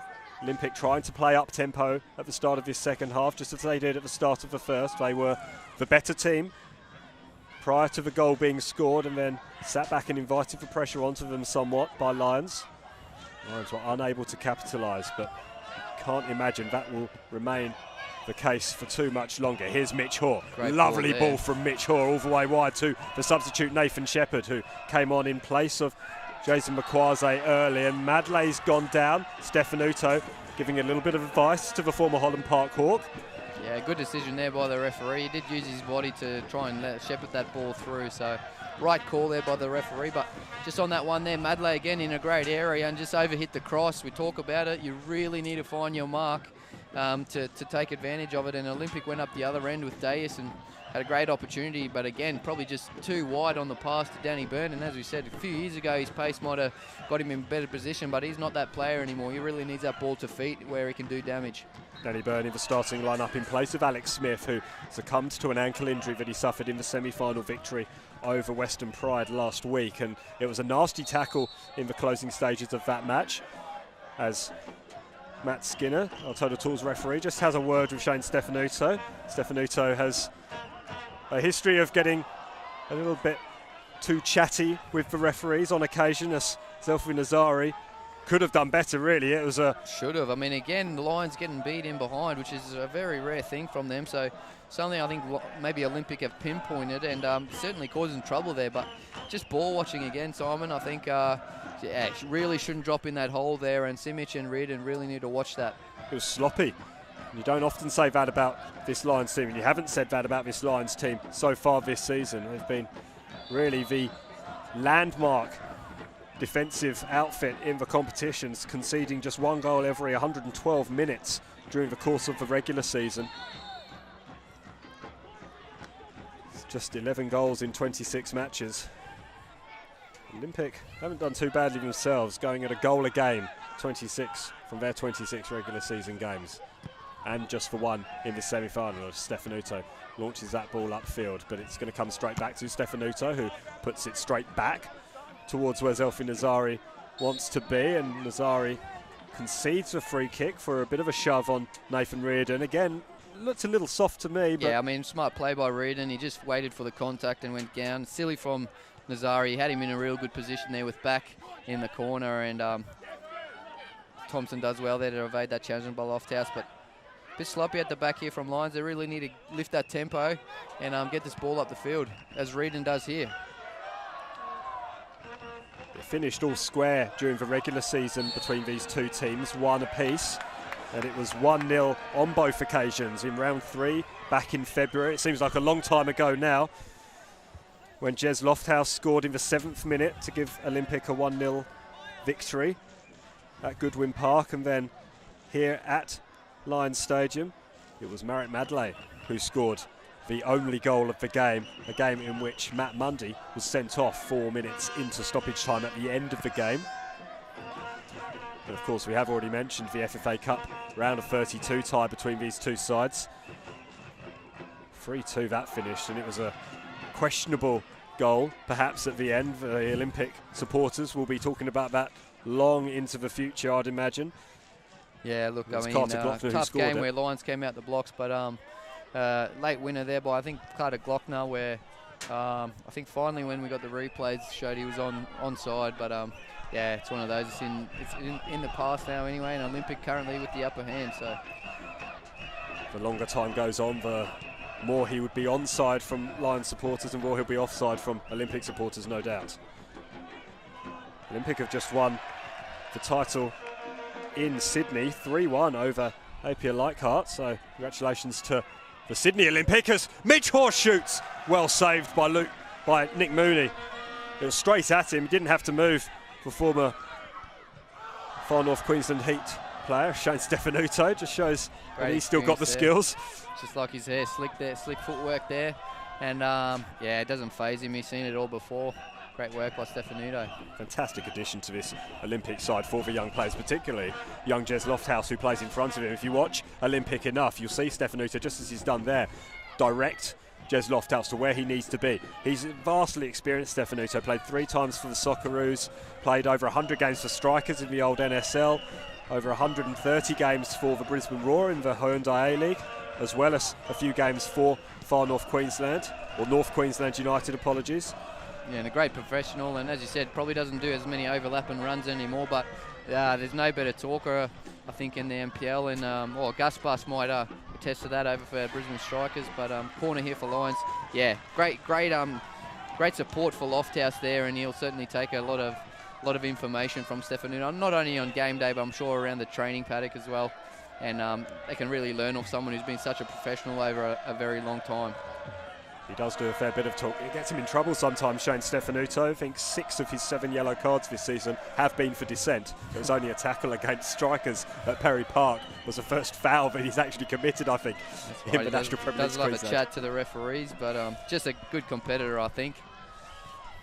Corner's swept in. It's a difficult one. It's headed clear by Sanders at the front post. The Olympic will allow this one to run out, but that was a decent corner whipped in from the far side, and it did need a good header from Kieran Sanders just to deflect it away from danger.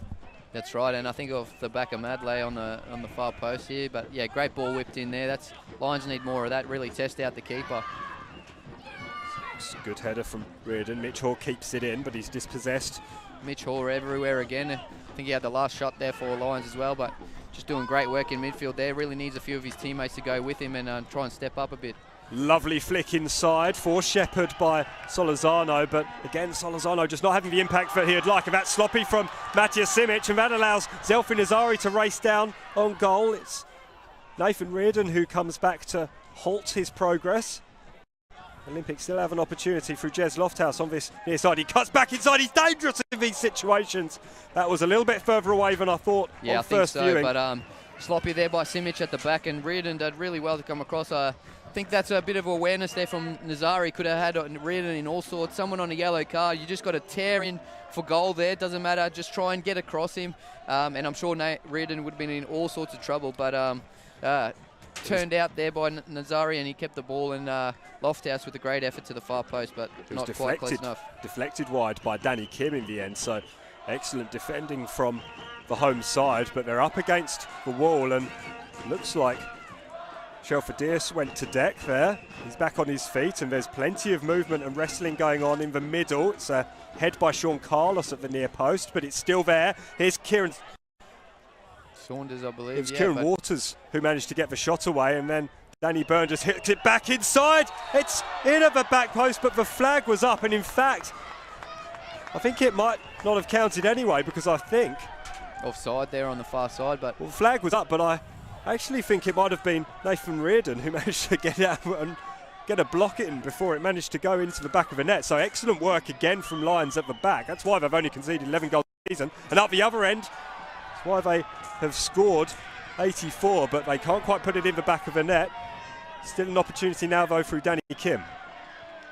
Dispossessed though by Lofthouse, and Lofthouse does well, skips past one, wins a throw in off another Lions player. Brilliant work, Jez Lofthouse. Yeah, the game opening up a little bit now as players start to get a bit more tired, but again there, Shepherd in a great position. Real tough one to fire that one across the 6-yard box and find a man. It's a low percentage play, that one, where that position you either got to cut it back or try and dink it to the far post, but yeah, not to be for Lions. And yeah, it's interesting now. I really do like this time of the game when it starts opening up a little bit, and substitutes are going to come into it as the Lions physio seems to be running down this side. I'm not sure what the issue is.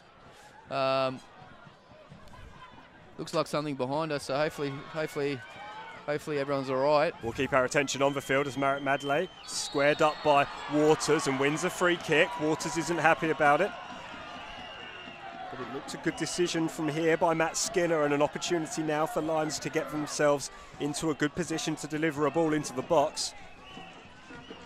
Yeah, it looks like a supporter down on the backfield there, so physio and doctor, stretcher there as well. Hopefully they look after him and he's not too bad.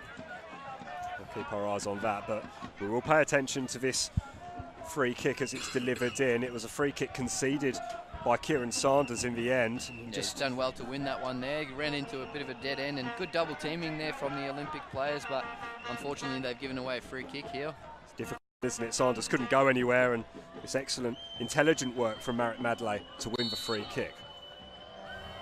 It's delivered now in at the near post, dangerous, into the top corner. What a header that is! And it is the man who comes in to the starting 11 for this game, Nathan Reardon, who gets his head to it. And he celebrates in front of the Olympic supporters. We're all square here in the National Premier League's Queensland Grand Final. Yeah, great call there, Simon, and perfect ball in from Thompson. That's what you need, low and hard. Reardon did really well there to rise above the pack, and sometimes that's just the nous to know that he doesn't even have to be facing the goal. It's almost hit him on the back of the head, nestled in the top corner, and he certainly did do the lap in front of the Olympic supporters, so I think they've been giving it to him all game, and he has had a bit of a tough time there, but yeah, Thompson with the perfect ball in, Great header by Reardon, facing the wrong way. Nothing the keeper could do there, and he certainly did. Haven't seen him run that fast all game, but yeah, he certainly knew who to run past, and he gave it to the Olympic supporters. They're good banter there all around, and the contest is back on, 1-1. We're all level here at the Lion Richlands, and I'll tell you what, Lions don't often concede more than one.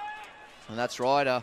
Hopefully my prediction of 2-1 with the last minute Madley goal comes to fruition. But Olympic, yeah, really need to get that tempo back in, and surely that'll give some Lions players a bit of extra energy in the legs.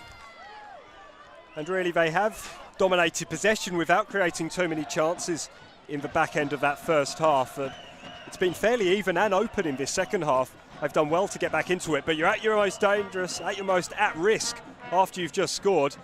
And that was a good cross and well dealt with in the end by the Lions' defence, but Olympic will continue to press and should be a fantastic second 45 minutes here. Absolutely right. The next 5 minutes very critical for both sides. You don't want to concede after scoring a goal, and you certainly don't want to lose two in the space of a couple of minutes here for Olympic. So maybe just that slowing of the tempo a little bit has affected Olympic and allowed the Lions back into the match, as the referee has a bit of a talking to some of the. Not sure he's actually talking to there. It was Shelford Diaz who managed to go into the back, I think, of Sean Carlos, and okay, I think there was just a little bit of niggle.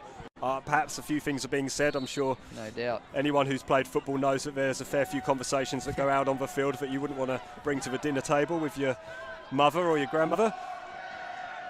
Nevertheless, they will continue. It's a good ball. It was well dealt with by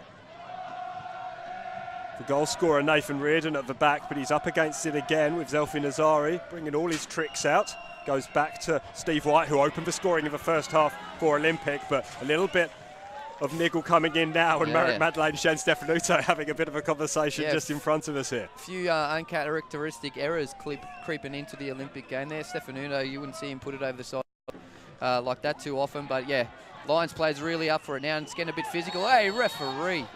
Tell you what, there was plenty involved there. Yeah, you don't want to see it get nasty though. You want to see them get physical but fair. You don't need to be too overzealous. We're both teams very competitive, but yeah, you don't want to see those nasty ones creeping in this game. Madlei's as physical as they come up front, and he used his body to great effect there, and it was Matt Mundy who just got a little bit shirty and managed to put a shove on. It looked like Matt Mundy was, as Madley was squeezed out by three. Thompson on it again though, another great area. Just put on that penalty spot and get boys flying in. Real tester here for the Olympic defence. Thompson with the ball, it's a good one into the mixer. It was the captain, Simic, who rose highest. You said it. Sometimes I think we're afraid to use that word mixer, but that is exactly it. That area there between, good work by the keeper. That area just past the center, well, the 18-yard box circle and that penalty spot. Just put it in there, and it causes all sorts of havoc. There's plenty of height in both teams, to be fair. But as we've seen through that Nathan Reardon header, Lions can use it to great effect. That was good work from Danny Kim to get that ball out when Jez Lofthouse was looking risky again down this left-hand side. He's not been in the game too much in this second half, but he's such a threat, and Lions will do well to continue to close that threat down. But yeah, on possession now. Pace has just picked up slightly there. A few quick turnovers, so to speak, where players getting a bit more nervous now, and it's really getting to the pointy end of this match, and you don't want to be making mistakes. But yeah, great to see the scores level again. Two very competitive teams, and certainly the two best sides over the course of the season fighting it out here. Opportunity for the visitors, Olympic, to perhaps get something from this corner. It was Steve White who wandered over to take this corner, and he'll deliver it in now. It's another good corner. Les Lofthouse! And it's just wide of the goal. Tell you what, he was free as a bird there. He probably should have done better with that one. Maybe the long locks got in the way a little bit, but yeah, poor defence there by our Lions, which again, you don't see too often. And yeah, didn't even have to jump, but unfortunately he's probably just too far past the near post. He's been left all alone from the corner. Yeah, I mean, really should have buried that one. It's again uncharacteristically sloppy from the Olympic, from the Lions defenders. Yeah, I'm sure Warren Moon would be tearing what little hair he has left out, seeing someone that free there in the 18-yard box. He won't be best pleased, that's for sure. It's Kim. Just wears one a little bit there from Steve White. Play on is the call. from Mitch Hoare. Mitch Hoare puts a delightful ball in for Merritt Madley, and he gets underneath it and really makes a bit of a mess of it, to be honest. Mundy is challenged by Mitch Hoare, and then was challenged again by Juan Carlos Solozano. Mitch Hoare's probably been Lions' best player today and everything again, and perfect ball in there. We talk about right areas. That was a perfect ball in, right in between the defence, made the keeper come for it, and unfortunately Madley just didn't have that belief that he could get there, and he skewed his shot.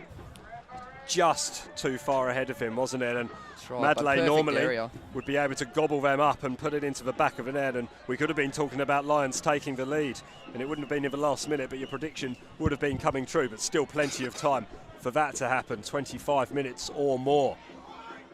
Mundy with the header off the goal scorer. His opposite number, Nathan Reardon's throw, and Reardon will have another opportunity now to deliver one into the box. We've seen from set pieces how dangerous Lions can be, and this is another opportunity to get the ball right into that dangerous area. Nadia Simic moving around. It's aimed towards Simic, but it's headed by Shane Stefanuto. Back in by Kim. Now flicked on by Carlos.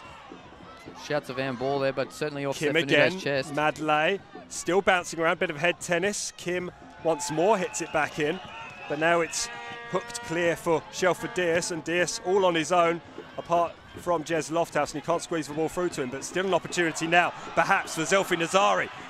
Now Danny Byrne cuts back inside. Byrne, it's off the lap of Reardon, and then Lofthouse, what a save! And it's a sensational save by Luke Berean. And he deservedly accepts the plaudits from his defenders. He has kept Lions level pegging in this game, and we'll have a look at the replay now.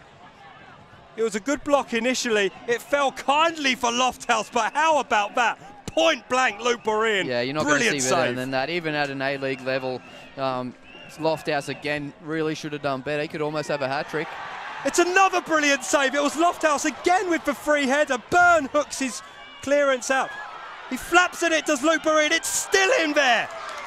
And it's been taken off the foot of Kristen Waters. Tell you what, a bit of grand final scrap. Lions living by the skin of their teeth here.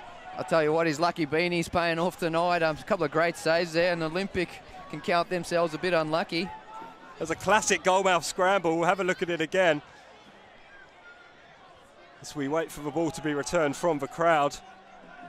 It wasn't Lofthouse in the end, it was Mundy. Lofthouse jumped ahead of Mundy, and then Danny Byrne hooks it in. Look at the flapping by Luke Berean. He gets a spot of luck there, and then it's hammered clear by Nathan Reardon. Big Waters up there as well. Probably the last person you'd want in that position, and it just fluffed his shot, unfortunately. Couldn't get a good purchase on it, but yeah, great work by Luke Berean. Stefanuto almost thought he was going to shape to shoot there, but he plays the ball back inside, gets it back. Now it's hammered off the back of Steve White, and here's Mitch Hoare hoping to add some sense to this game, this frantic, frenetic period of play here at the Lion Richlands in the grand final of the National Premier League's Queensland, but he gives the ball away. Now Lions will look to clear, but it's going to come straight back. A lot of turnovers here, Simon. It's got scrappy, hasn't it? Here's Stefanuto. He gives the ball away to Sean Carlos, and Sean Carlos wins the free kick. Stefanuto has a big smile on his face and offers a little bit of advice to our Total Tools referee Matt Skinner. It was just a frenetic period of play. Yeah, as we said, that equaliser has really changed this game up a lot now, and both sides really tired legs as well in a long season, but a lot of turnovers, a lot of mistakes now, and you just don't want to be that person making a real critical one. But yeah, both sides, I could go either way right now. It's winner takes all, do or die stuff here in the National Premier League's Queensland Finals Series, and it is Olympic, the visitors, who look to break down that right-hand side. It was too far ahead of Shelford Dias, who's not the paciest of forwards for Olympic, and it's just run out of play ahead of him.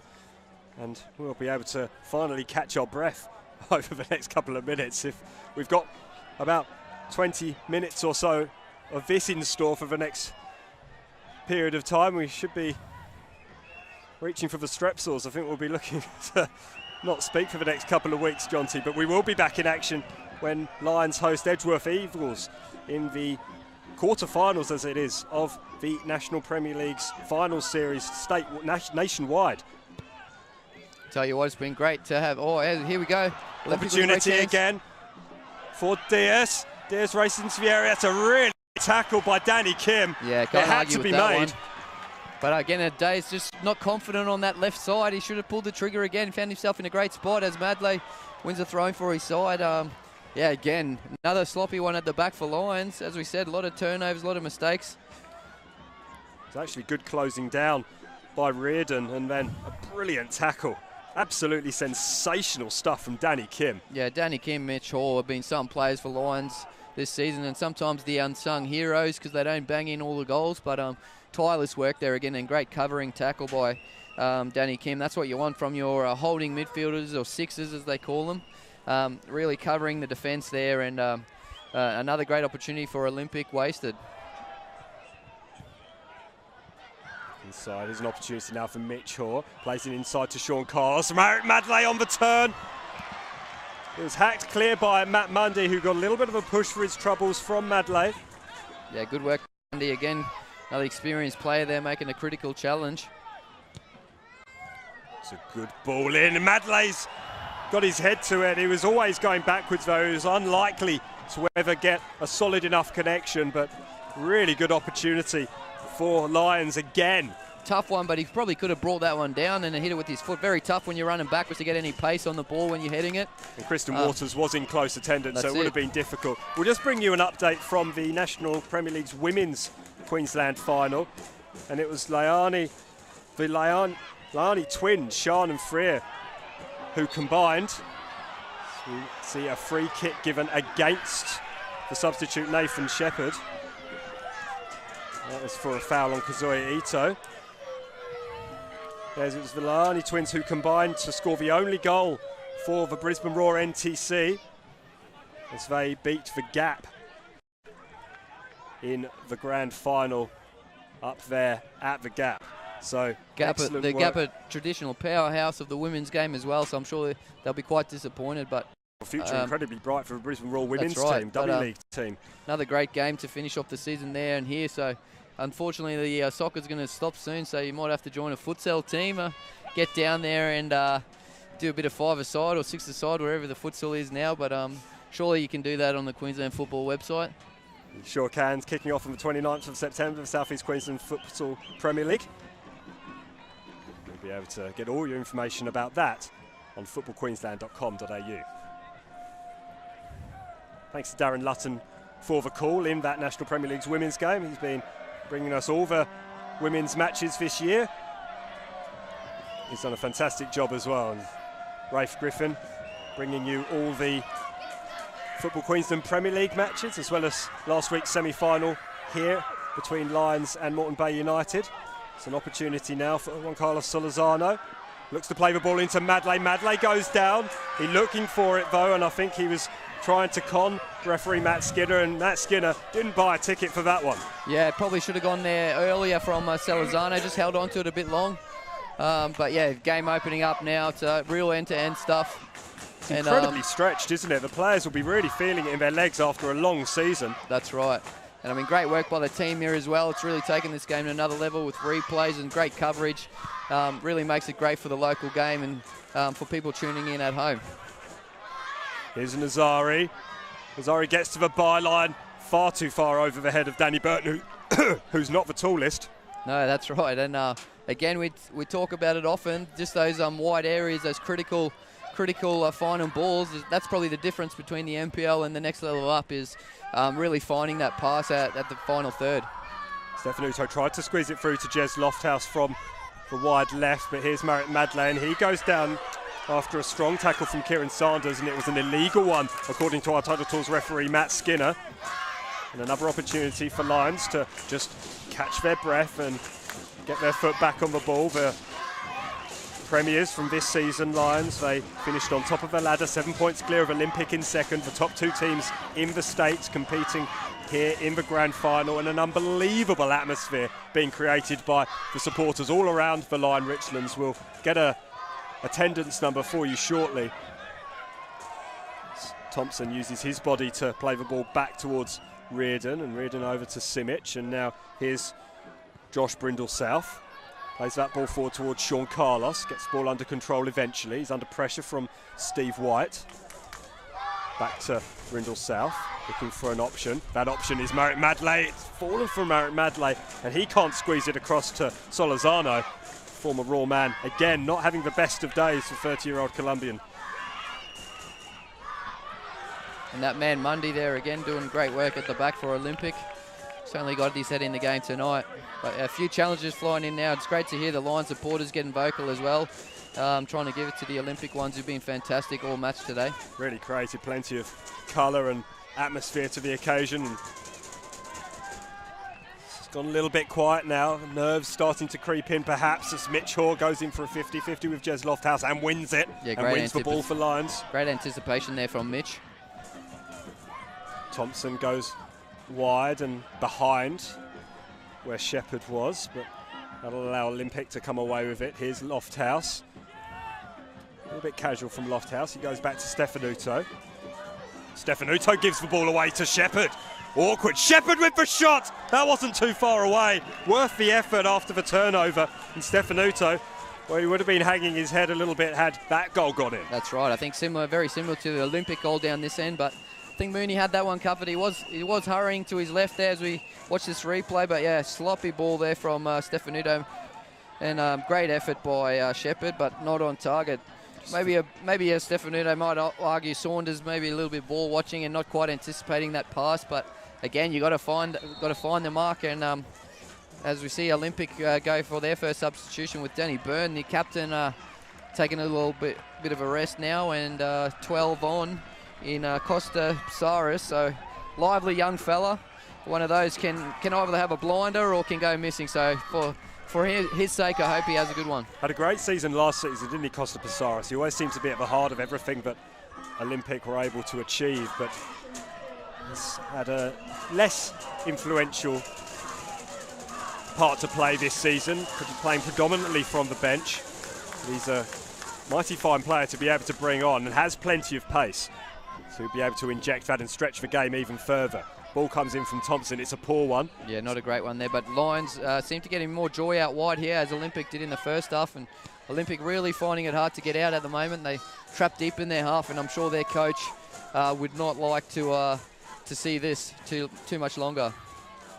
It was the pressure that was brought on to Olympic that eventually, I guess, led to the goal. It was a sustained period of pressure that Olympic were able to absorb in that first half, towards the end of the first half. And in the second half, while the game's been open, it has been Lions who pulled level for a fantastic header by Nathan Reardon. And that's why we are all square here at one apiece at the Lion Richlands in the grand final of the National Premier League's Queensland. It's good press from Olympic though, and Kieran Saunders just going in a little bit on his opposing captain, Matthias Simic. Kim hooks it forward, only onto the head of Waters. Mitch Hoare mopping up, as he's done so many times so far, both this evening and this season. Simic turning into a little bit of trouble. Still in a little bit of trouble, but he's helped out by Josh Brindle South, and Brindle South needed to make that intervention there as Borean hammers the ball forward, but it's right onto the head of Nazari, who's dropped deeper with the introduction of Costa Psaris. There's an opportunity now. And the shot comes in. Not a bad effort from Steve White. He scored the goal in the first half. That one was left well alone by Luke Breen. He was confident it was going wide of the far post, but as we see from the replay, it wasn't all that far away. Yeah, sized up his left foot there, but unfortunately not on target for him, but did well again, stayed composed, didn't rush himself, but you really got to find the target there to trouble that keeper. Luke Breen taking his time, and again, the pace of this second half has been absolutely phenomenal. It's been end-to-end stuff. Frenetic football. A lot of hands on hips and a few players hands on knees, so these final 15, 20 minutes are really going to see who has their medal up top and mentally. A few subs up the sleeve for both sides, so it could really make a difference. It's Kieran Saunders who went down. And it was Juan Carlos Solorzano, who hasn't had a great impact. Free kick's taken quickly, and Madley has pounced on that, and it needed Nick Mooney to race out of his area in order to snuff out that threat. Sloppy from Olympic. Again, you just need to get your foot on the ball. and control possession for a period of time. It's been such a high intensity game. Yeah, the tempo's been so up as Costa Pizarros just injects a little bit of pace, and then Steve White gets clattered to the ground. Yeah, I think it's Nathan Reardon who's down. But good challenge by him. Maybe a bit of a cork there, but both players going in nice and hard and nice and fair. So probably the right decision being a corner. I'm sure Nathan Reardon's feeling his age right now and wishing that was a free kick, but a bit of a better ball in there by Pizarros, I think. See the replay, it was... Yeah, one of those. I mean, it's a good clearance. I think maybe at halfway the referee probably gives that free kick to Reardon, but nevertheless a great opportunity for Olympic. Juan Carlos Solorzano trots back in order to bolster the defence. Every single Lions player further back. Both, I think Shelford Diaz getting substituted here, so interesting to see who's coming on for Olympic. Shelford Diaz is coming off. And he has put the work in, Shelford Diaz. Got to run all sorts of places, and it's Alex Smith, the goal scorer from the semi-final. He's managed 9 goals in his 12 games for Olympic in the National Premier League, and the 33-year-old is a handy player to bring on in these situations. That's right. It's going to be interesting to see how he goes with his ankle. Probably heavily strapped, so as he goes in the mixer. I'll tell you what. Kristen Waters who got the head to that. And great ball in, and he really should have done better there again. And we talk about free headers. That was probably not free, but if you can get your shoulders and head to the ball without anyone challenging, you really should do better. Came from the back post and just managed to get underneath it. He's a big boy. Under pressure there from Simic and Reardon, but again, as we said, if you really want to be critical, probably should have hit the target there.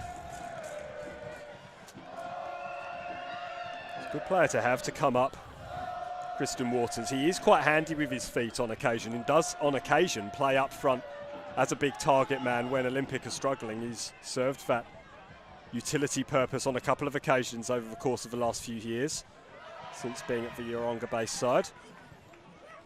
He's surprisingly good with his feet. Merrick Madley just can't get that ball from under his feet and allows Kristen Waters to clear. That was a good opportunity for Lions. That's right. Long ball over the top. With Smith on now, he's really good at getting in between those lines, so it'll be interesting to see where he floats, especially in defence for Olympic. Yeah, definitely a goal sneak, and they'll try to get him on the ball as much as possible. If his ankle is troubling him, it will be a case of getting into the penalty area and waiting for the balls to be fed into him. And perhaps trying his luck from set pieces for Alex Smith, and he is more than capable. He didn't have a great time in the A-League when he spent time over in New Zealand with the Phoenix. I don't think too many players who go to New Zealand have a great time in the A-League, to be honest, Simon, but we'll leave that one there. I wasn't going to say that, Johnsy, but no, you're right. He played 41 games and scored just for 1 goal and got plenty of minutes in those 41 games. They weren't just minute cameos at the end of matches, so it didn't quite work out for him. He's been around the traps a little bit since then, playing at Oakley and over in the States with FC Dallas. Even popped up at the Sunshine Coast at the start of the season before joining Olympic for the back end of the season. And he's made a real difference to this Olympic side, just managing to score goals and score plenty of them, as has this man, Merrick Madley, who goes down under the challenge of Stefanuto, and he's holding his ankle, is Merrick Madley, and still on the ground as Olympic break, and then Alex Smith gets clattered fairly. Great challenge, yeah. By Nathan Reardon, and Stefanuto gets a little bit of a push by Mitch Hoare. It's all starting to fire up a little bit here. That's right, even Stefanuto's hair is a bit out of place now, so that gel wearing off a bit, but yeah, not happy with that challenge there from Mitch Hoare. Must be flustered if the hair's out of place. That's right, Alex Smith as well, wore one there from Reardon, great shot, so not showing too many of a bit of a hip thing there, so he's done well to try and keep that on the down low, but he certainly felt that one. That would have been a good test for the ankle early doors, just to see how he's feeling after a pretty rough treatment at the end of the game from Western Pride. It's an untidy challenge, and it's certainly one that Ben Kahn was unhappy with. As you can imagine, he was forced to start his star striker on the bench today, but it's a key player to come on, and there may be plenty of time remaining. Only 7 minutes or so of regular time remaining, but of course if it's still 1-1 at the conclusion of the 90, we'll have another 30 minutes of extra time.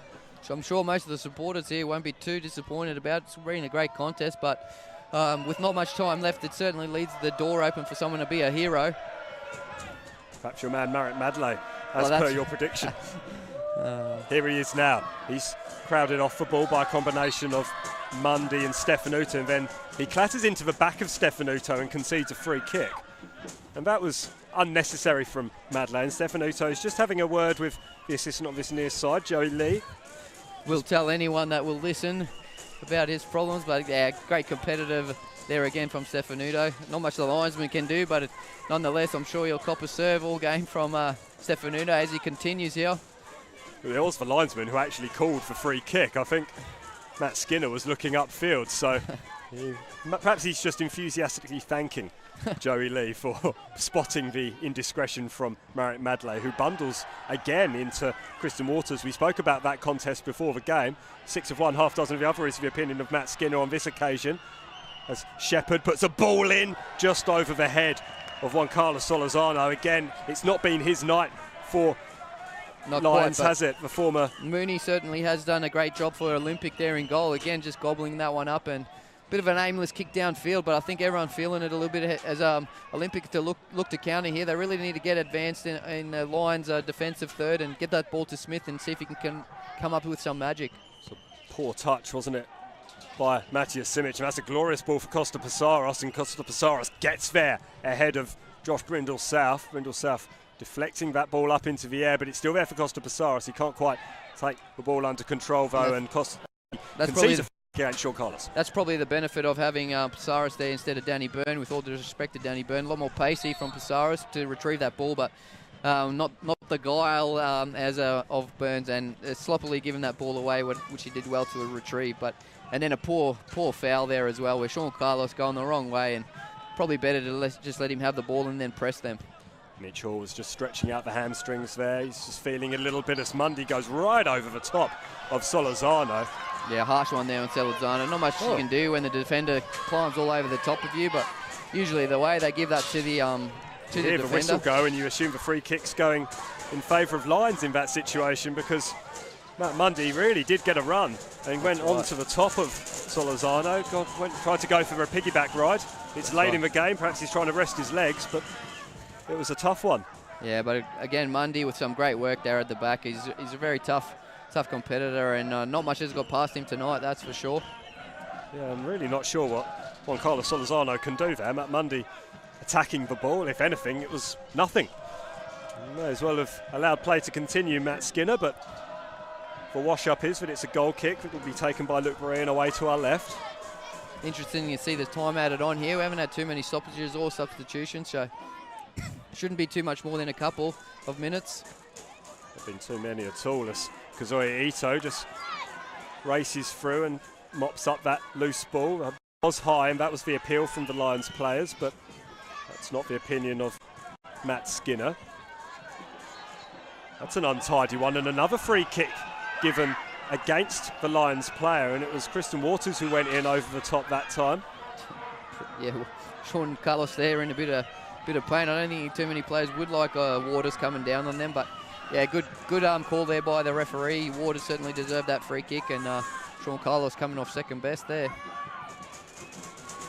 Waters really did ride over the top of the rather slight figure in comparison of Sean Carlos, although most players on the field look slight when compared to the big Kristen Waters, a big number 4 for Olympic, who's been rock solid at the back.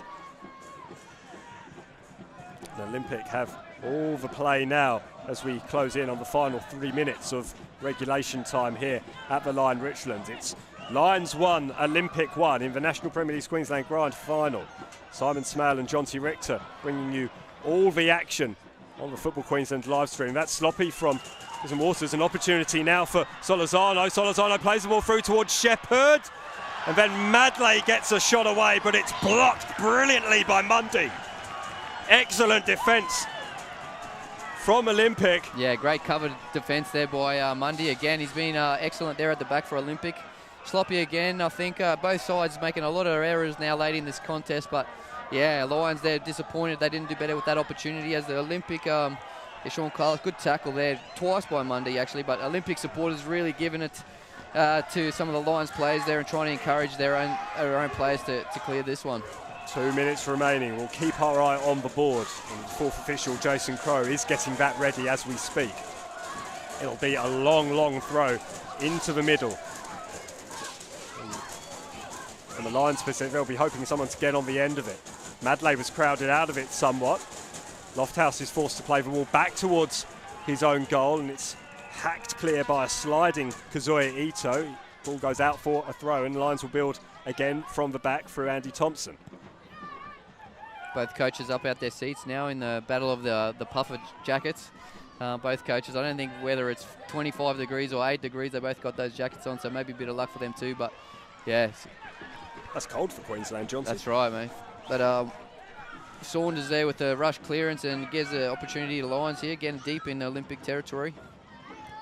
Just Basaris with the challenge. It's hooked in and then hooked away. Mitch Hoare mops up as he's done so well all game. Here's Reardon, who equalised for Lions in the 58th minute. He plays that ball in towards Madley. Madley can't quite get any direction on that header. And that's excellent work by Zelfi Nazari, who has been good for Olympic up top. He's worked so hard. That's right, and he does that dirty work, as we said, and sometimes doesn't always get the plaudits for it, but he's been excellent up there for them, not only in attack but in defence as well. Just Basaris has switched sides with Jez Lofthouse. Lofthouse operating on the right now, and he's in acres of space over on that far side.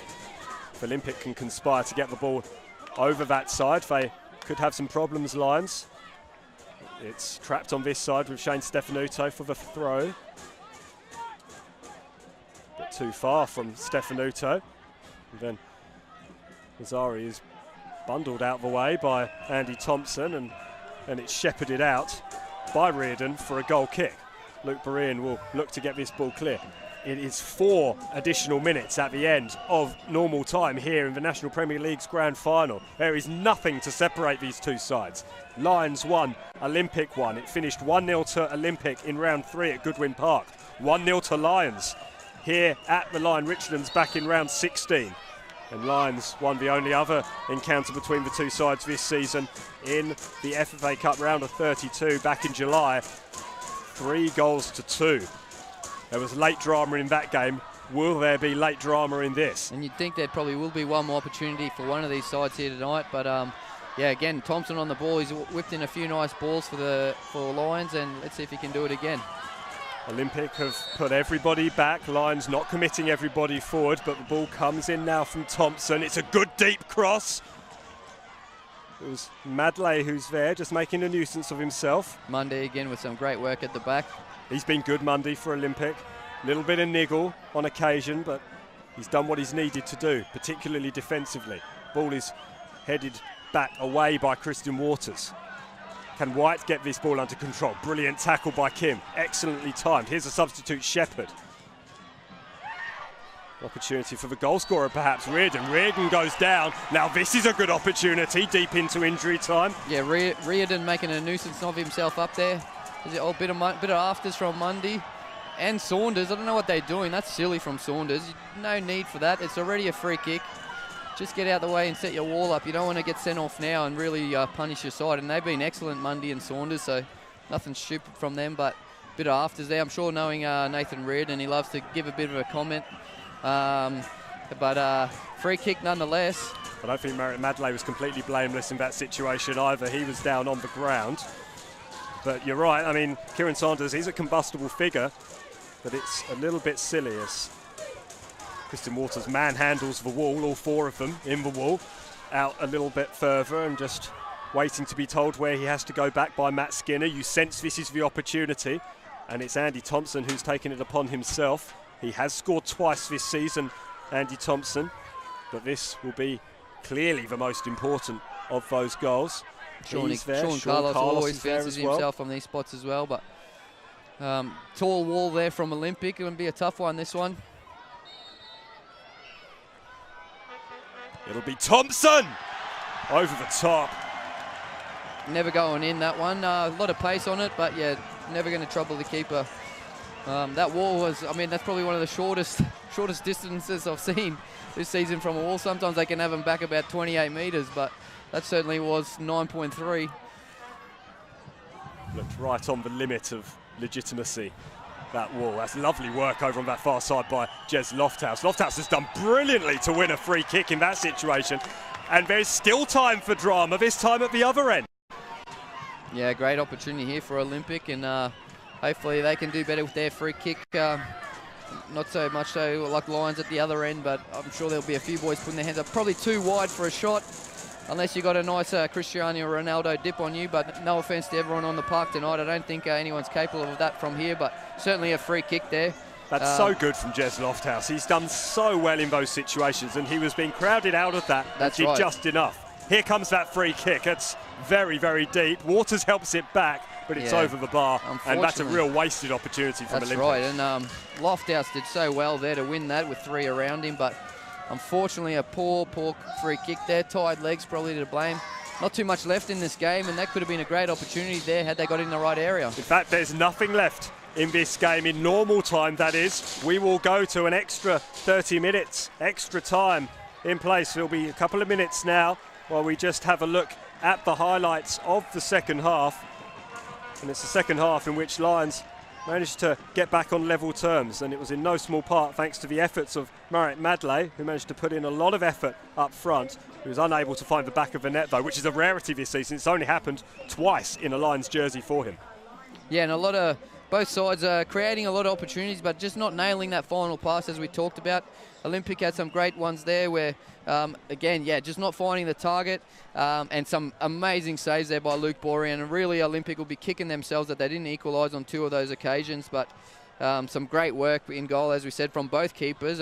Probably shading it at the moment is Borean, but both keepers have been stalwarts and in their top 2-3 players for each side. This was the free kick from which Lions drew level. A magnificent header by Reardon, perfectly placed. Mooney didn't move, he couldn't move. It was such a good header, so well placed. And then Reardon just exciting the crowd behind the goal with his celebration. A crowd that's very vocal in support of Olympic and has added real colour to the occasion. That was a fantastic opportunity from Jez Lofthouse. Lofthouse will be kicking himself, as we said here. Great ball in from Mitch Hoare, and Madley probably just didn't have that belief that he was going to get there.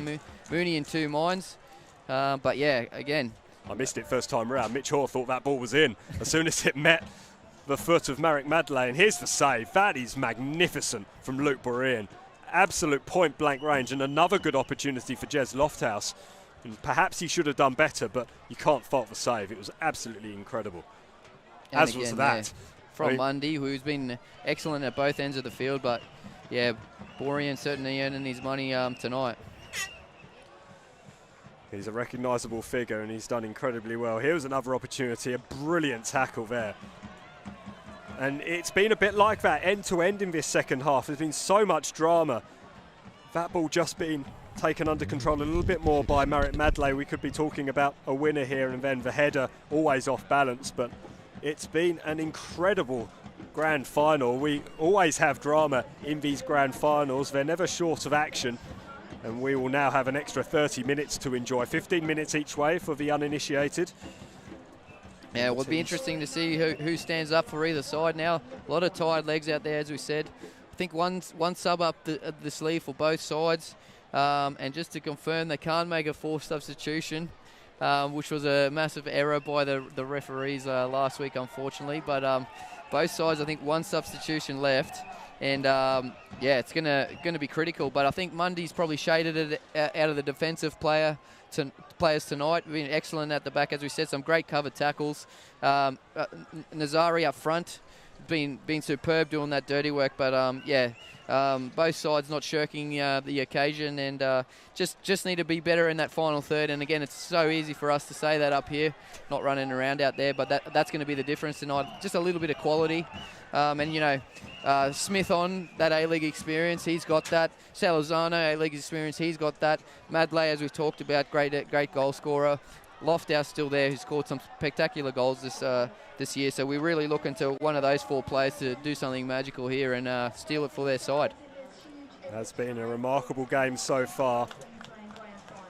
Olympic have made 2 substitutions, Shelford Dias and Danny Byrne both being withdrawn in favour of Costa Passaros on Alex Smith. Nathan Shepherd is the only player who's come onto the field for Lions so far, so they've still got 2 substitutes up there sleeve. You'd expect perhaps Carter Glockner to come on and open up the game with his pace, and maybe even Chris Marr with his experience, able just to use his head. But at what point in extra time do you start thinking about penalties, Jonty? Oh, look, I mean, really deep into that second half. You'd probably rather win it here. I think both sides good experience and some two great goalkeepers. I think most of the players don't want to get to penalties with seeing these two, Mooney and Borean, in goal. So it'll be interesting. But yeah, maybe we get a winner in this extra 30 minutes.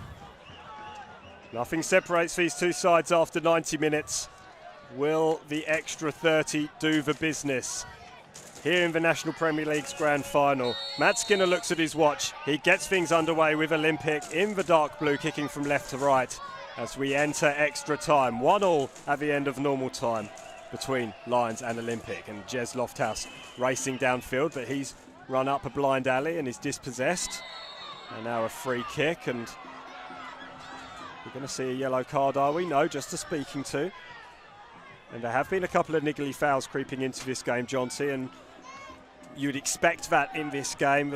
You'd expect that at this level, and with so much at stake. Neither side want to back down, and neither side want to ever look like they're going to be dominated in any physical confrontation. That's right, and both sides getting quite physical, as you said, but in a very competitive way, and fair play to the referee again. He's had an excellent game so far.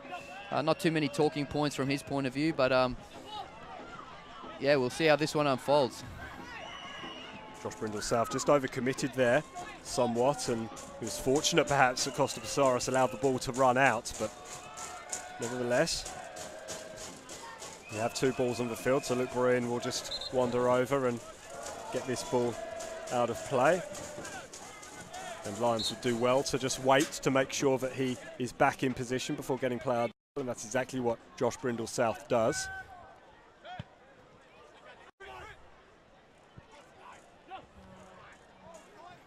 Good head Crowd gone a bit silent between here as well. I think that just shows how tense this is, where a bit of steam gone out the Olympic end, Lions supporters at the moment. But yeah, quite tense, and I'm sure they both are just watching this game with anticipation. Nerves creeping in. They've been there from the start, of course, and they'll be growing.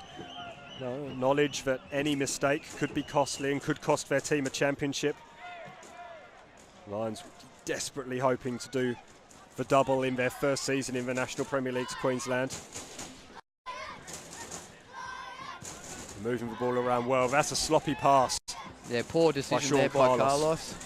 But yeah, a lot of misplaced passes creeping into this match as players get quite tired now towards the back end of this match and this season. It's a solid header by Reardon. It's going to be coming straight back towards him. Lofthouse touching it off to Stefanuto. Stefanuto does well to keep that ball in, despite the protestations from the Lions bench. And then a slip by White allowed Mitch Hoare to pounce. And here comes Juan Carlos Solozano. Madley's in the middle. Mitch Hoare's arriving. Solozano's plenty of time. Mitch Hoare couldn't get a touch. I think he tried the old behind the leg one there, but yeah, unfortunately made no contact. That was better from Salazano there. Much better. Probably the best moment of the game for the former Raw Hyundai A-League player, and a free kick has gone the way of Lions. There's been a couple of challenges flying in. There was a really vital one by Andy Thompson on Jez Lofthouse, but have a look at it again. Lofthouse went to deck, and then, yeah, that's a little bit nasty there. Shane Stefanuto giving away the free kick. Yeah, it's always tough there. Not encouraged to leave the ground anymore as a player, but he certainly slid in there, and correct decision again by the referee, as a lot of players' hands on haunches again, but Thompson on the ball, and Lions faithful hoping that he can whip in a good ball once again. Lions supporters are enthralled, as we all are here in extra time. Hope you're enjoying this broadcast. Simon Smale and Jonty Richter bringing you all the action, thanks to Double Take for Football Queensland, as Thompson brings his ball in. It's met by Simic, was it? At the near post. It's going to be a corner. I think it was the goal scorer for Lions, Nathan Reardon, in the end, who actually got his head to that ball. Yeah, not too much complaints from the Olympic players, so must have been the right decision. Another opportunity to deliver a ball into a dangerous area. Olympic conceded from a set piece. That won't please Ben Khan. Will be doubly unimpressed if they manage to concede again here in extra time. Good ball right into a dangerous area, and the ball is in the back of the net, and it is that man Marek Madley. He's a couple of minutes late for your prediction, Jonty, but that is a magnificent goal from Marek Madley. He always scores. Yeah, and he's done a big run there to jump on the bench for Lions, but great header there. What a ball in by Shepherd. Perfectly placed and good header there by Marek. Not much Mooney could do there in goal. Again, maybe not the best defending by Olympic, unfortunately, but Marek, big run down the sideline there to support, to celebrate with his teammates in the dugout. It's situation reversed from the first half. Now Olympic need to come back from a goal down, and Lions taking their time in coming back into position after celebrating that goal wildly, as they may well do. That's the goal that could deliver Lions their maiden National Premier League's Queensland Championship. I'll tell you what, still plenty of time left for Olympic though, so they shouldn't be too disheartened. But yeah, advantage Lions at the moment, and it's going to take something real special for Olympic to get back in this match. Took him 95 minutes, but Marek Madley did find the back of the net for Lions. What will Alex Smith, not fully fit Alex Smith, it has to be said, manage to do for his side Olympic? Does Olympic get the throw in? Here's Costa Passaris. He's allowed to run, relatively fresh legs from the winger, and he has got pace, Costa Passaris, and he clatters into Brindle South, and then a second time as well. Yeah, good run there by Passaris. I think he didn't quite know exactly what he was doing, but sometimes it's better to just run it into the corner like that and get a throw in like he has done, and gets his side the chance to advance up the field and pin Lions back. The ball upfield and get it into dangerous areas. White goes back to Mundy. Mundy looking for an option. Stefanuto goes wide. Instead goes in towards Alex Smith, who drops deep. Here's White again. He scored the opening goal in the 14th minute for Olympic. Costa Passaris, the substitute, skips past two would-be tacklers. Sloppy from Solizano, should have been able to cut that ball out. Cross comes in. It's there, is it, for Alex Smith? It's still there for Alex Smith. Brilliant from Alex Smith. There were 4 Lions players around him, and Alex Smith still managed to get a shot away, but it came off one of those defenders and out to this near side. But here's Kazuya Ito under pressure from Shepherd, and now Mitch Hoare does well to squeeze that ball upfield, but it's going to come straight back. Kim hammers it back towards Kristen Waters. Good touch there by Mundy. But yeah, Stefanuto finally overlapped this match. He doesn't do it too often, but a great ball in by him, and it just shows you there a bit of quality from the old veteran finding its mark, and Smith unfortunately couldn't come up with the goods for Olympic. It took that combination, that quality, to unlock the Western Pride defence in the semi-final. They've already done it once here tonight against Lions, but they'll need to do it a second time, and as we've already mentioned, not many people score 2 against Lions. Big shout out to Matty Smith, former Raw captain, watching over there in Bangkok. Probably a few cocktails by the pool. What a rig on him. He's probably shirt off as well. You have an obsession with people's rigs, John T. Here's Marek Madley. Marek Madley backing into Mooney. Mooney does brilliantly to dive in over the top. Yeah, good work there by Mooney. Once again, doing a great job for Olympic in goal there. Madley just found himself facing the wrong way there. But yeah, nonetheless, great work from the Olympic keeper. Dangerous ball back. And that's coming in our direction. It might not even go out. That's an excellently weighted ball. Poor decision there by Shepherd, but just gifts it to Kazuya Ito. There he is. He throws his arm up, actually, Luke Berean, when he saw that decision. Marek Madley's still down. So Lions at the moment down to 10 men. We saw a situation early on in the game that forced Jason McQuarze off the field, and what will Lions do now that they've gained possession? I'd say that Sean Carlos will help this ball out. Straight away there, just found the sideline. So old Andrew Vetter working overtime for the Lions physio tonight. He's had a few in the first half, and now Madley here, as well as a supporter who unfortunately I think got taken to hospital in an ambulance. So we really hope that that guy's all right. Looked fairly serious, so thoughts are with him anyway. But nonetheless, a few worried faces here staring Marek down as the clock ticks.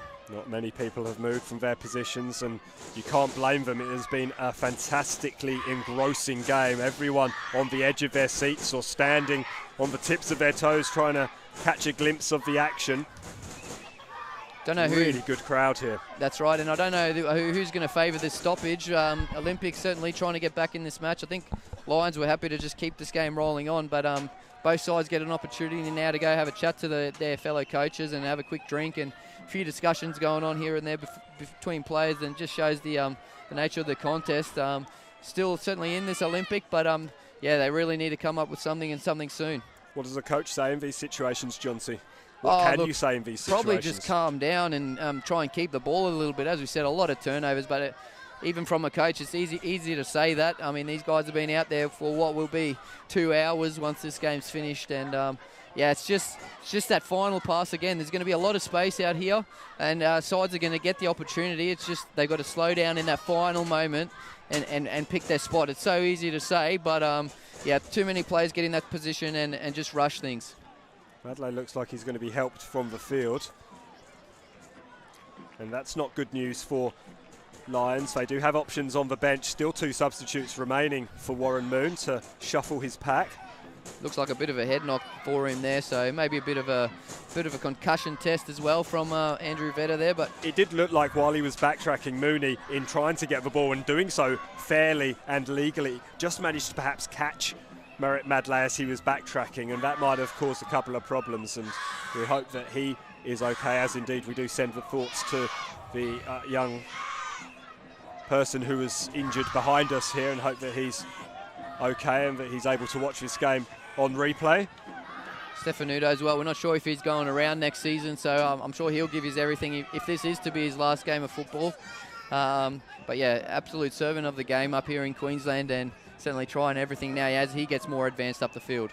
He's at his most dangerous when he goes forward for Olympic, playing the balls inside, but not like that. Straight to the feet of Danny Kim, and Danny Kim will look to release Giancarlo Solorzano now, 2 former A-League colleagues over on that far side, although it wasn't Stefanuto who he was tussling with, it was Matt Mundy, who has been everywhere at the back. That's right, and I mean, great cover defence there by the centre-back, coming across there to Madell back on the field as well, so obviously being cleared there of any serious injury.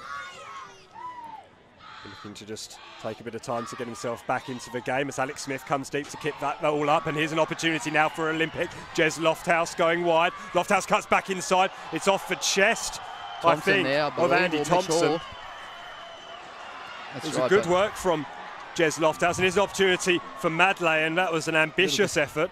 And really, it's just wasting time, sticking it into the corner. Yeah, I think if that one sails in, it's an absolute screamer, but maybe that head knock knocked a bit of sense out of him. Perhaps a little disorientated, you reckon? That's right. Well, I think keeper was off his line, but yeah, technique not there. But a great work by Lofthouse once again. He does really well there at dribbling that ball, getting it close to the box and opening himself up for a shot, but unfortunately blocked there for himself. Stefanuto to Smith to Lofthouse. Once again, Thompson does well. He gets that ball out to Carlos, and now Carlos upfield to Solorzano. In comes Mitch Hoare, and Solorzano gives away a free kick. He's not happy with it.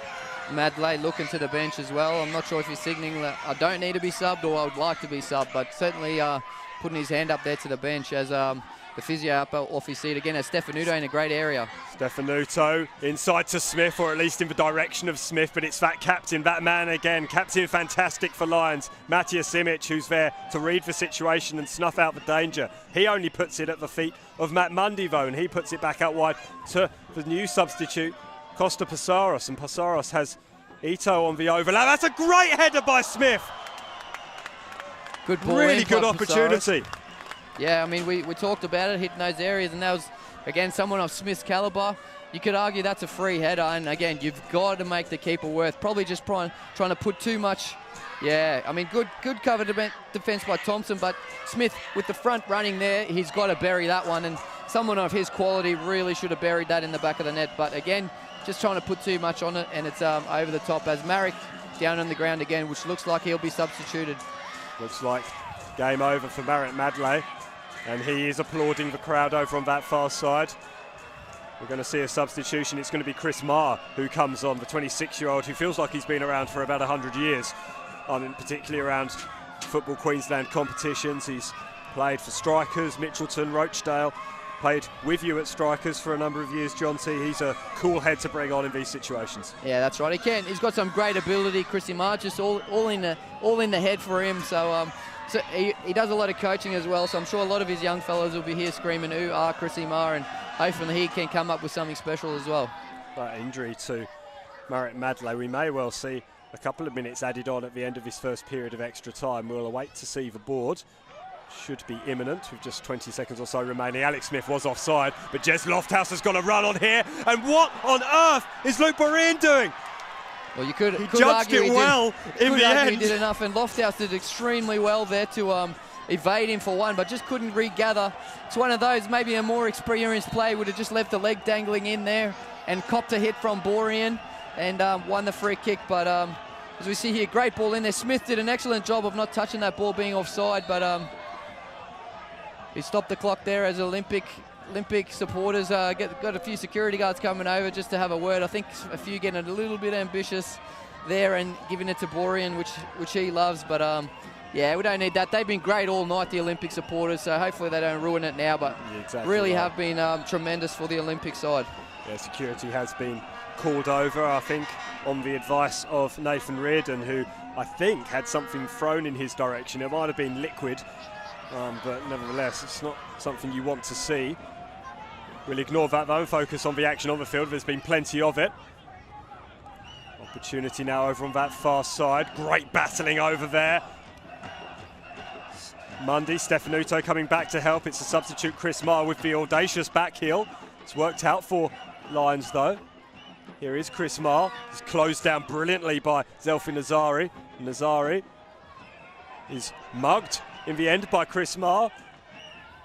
Good work by both players there. That's sensational work, and again, great battling, tenacious work from both players.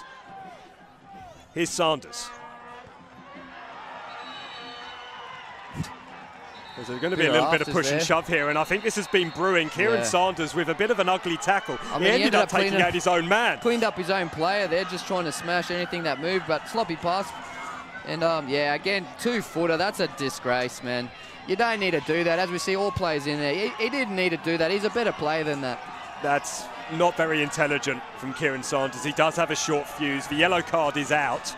And Mitch Hoare has a right to feel aggrieved. To be honest, he's lucky to get away with a yellow there. I mean, you really don't want to see that. He's almost done more damage to his own teammate. Yeah, Steve White would have been pretty upset had that been the situation there as well. Referee doing well here. Linesman in on the field as well, all happening. Coaches up. Security ushering away. Big Rob there, just checking on the Olympic supporters, getting a bit overzealous there. But yeah, again, really hope they don't ruin it because they've been superb this evening. But all handbags and 6 paces here, and the referee's got it under control. Oh, ref! I mean, that is stupid from Mooney. He's just ran over and clocked one of the Lions players. That's ridiculous. It's getting stupid now. Referee just needs to get on with this game, get the ball down, get them playing, because both sides just need to get on with it. Chris Marr in the thick of the action there. Yeah, that's silly from Mooney. I mean, he's had a superb game, and he doesn't need to get involved in that. There may be further action here. A bit of a discussion between our Total Tools. I mean, to be fair, that probably is a yellow card, but yeah, let's just get this game going, referee. It's been played in a fantastic spirit so far this game. It's got a little bit untidy here in extra time as tensions rise and what's at stake suddenly becomes more evident. Thompson on the ball again, who has been superb, but yeah, Olympic need to just keep their heads here as well as Lions. We don't need to see it get it too out of control, but obviously a lot of passion and feeling in this grand final. Matt Mundy, who's taken captaincy duty since Danny Byrne left the field, just got a talking to from Matt Skinner, telling him to calm his team down. Might be an opportunity perhaps for Lions to get the ball into a dangerous area. Jez Lofthouse just shy of the required 10. That's a decent ball into a decent area. It's Matija Simic with the air swing. And now Olympic will look to break quickly, but they can't get the ball past the substitute Nathan Shepherd, and that's nasty by Costa Passaros. Right in front of us here. Yeah, Costa Passaros is going to get a yellow card. He's not happy with that decision, but it's the right one. I mean, he knew exactly what he was doing, and he's probably never going to win the ball there, but really getting heated now, so referee needs to take control of this match. A lot of feeling in this one, and both sides not shirking it now. But Olympic, they don't want to get too hot and heavy. They want the pace to stay high tempo. They don't want it slowing down like this. We'll have a look at it again. Costa Pizarros, yeah, just a little bit late. But that's it. I mean, he's putting the shoulder in. He's not even putting the legs out to try and block that ball. So he knew exactly what he's doing, and that's what you get for that one. And yellow card, get on with it. Players letting the occasion get the better of them here, and he's still having a couple of words to exchange with Nathan Shepherd for two fellow substitutes. And now we're going to have another trot over to the far side, perhaps to have a word with the Olympic bench. Jez Lofthouse must have felt a little bit guilty. Yellow card for one of the officials there for Olympic. So obviously said something untoward, and the linesman picks it up on that far side. So fair play to that linesman. But yeah, come on guys, keep your heads, man. This has been an excellent game and hard and fair. Just nothing stupid now. Somewhat tarnishes what has been a fantastic game thus far. This first period of extra time feels like it's gone on forever. Last almost 45 minutes at this rate. Stefanuto with his head, and finally it comes to a close, and perhaps a time for both coaches to tell their players to calm down. There's still plenty of football left in this game, 15 minutes to go. Olympic are still in this. Some of what's happening is a little bit stupid. That's right, and great work there a number of times down the left-hand side for Olympic with Stefanuto finally overlapping, and I think he's sensing it that he needs to do something extra. And Smith unlucky there, had a lot of players around him, but couldn't manufacture something. For Lions, obviously, Madley, coming up with the goods. As you said, kept quiet in the semi-final, but he can't keep him down for too long. And a great finish there to put Lions in front. But a lot of feeling in this one, and a lot of challenges flying in. I think during the 90 minutes, Olympic were very, very physical in a positive way, where they just a few sliding tackles. I know that they're a bit frustrated and chasing this game now, but they've probably been the better side in many occasions when they just get the ball down and get it wide to the speedsters in Pizarros and Lofthouse, who have been excellent for them.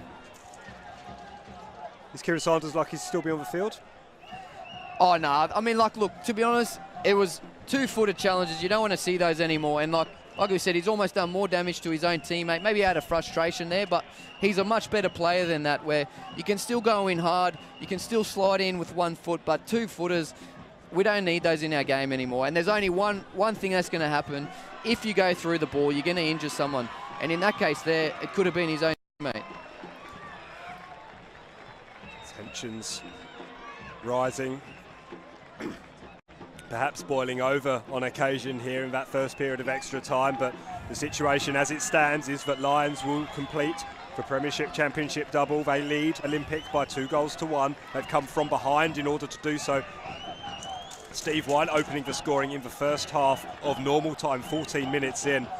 A lovely finish underneath Luke Borean, and then it was Nathan Reardon with a header into the top corner, a magnificent header that drew the two sides level. Then Marek Madley, he's only been held scoreless twice in a Lions shirt. He wasn't going to make it 3 games in a row. 5 minutes into the extra time period, he managed to get on the end of one. Good work from Matt Skinner as well. It is getting fire, and he's doing his best out there. And I think some of the other referees in this league might have produced a red at some stage here, but we don't want to see that. And he's done well, a couple of yellow cards, and I think, just try and get those free kicks played nice and quickly, because then it doesn't allow the players to boil over. But again, 15 minutes to go.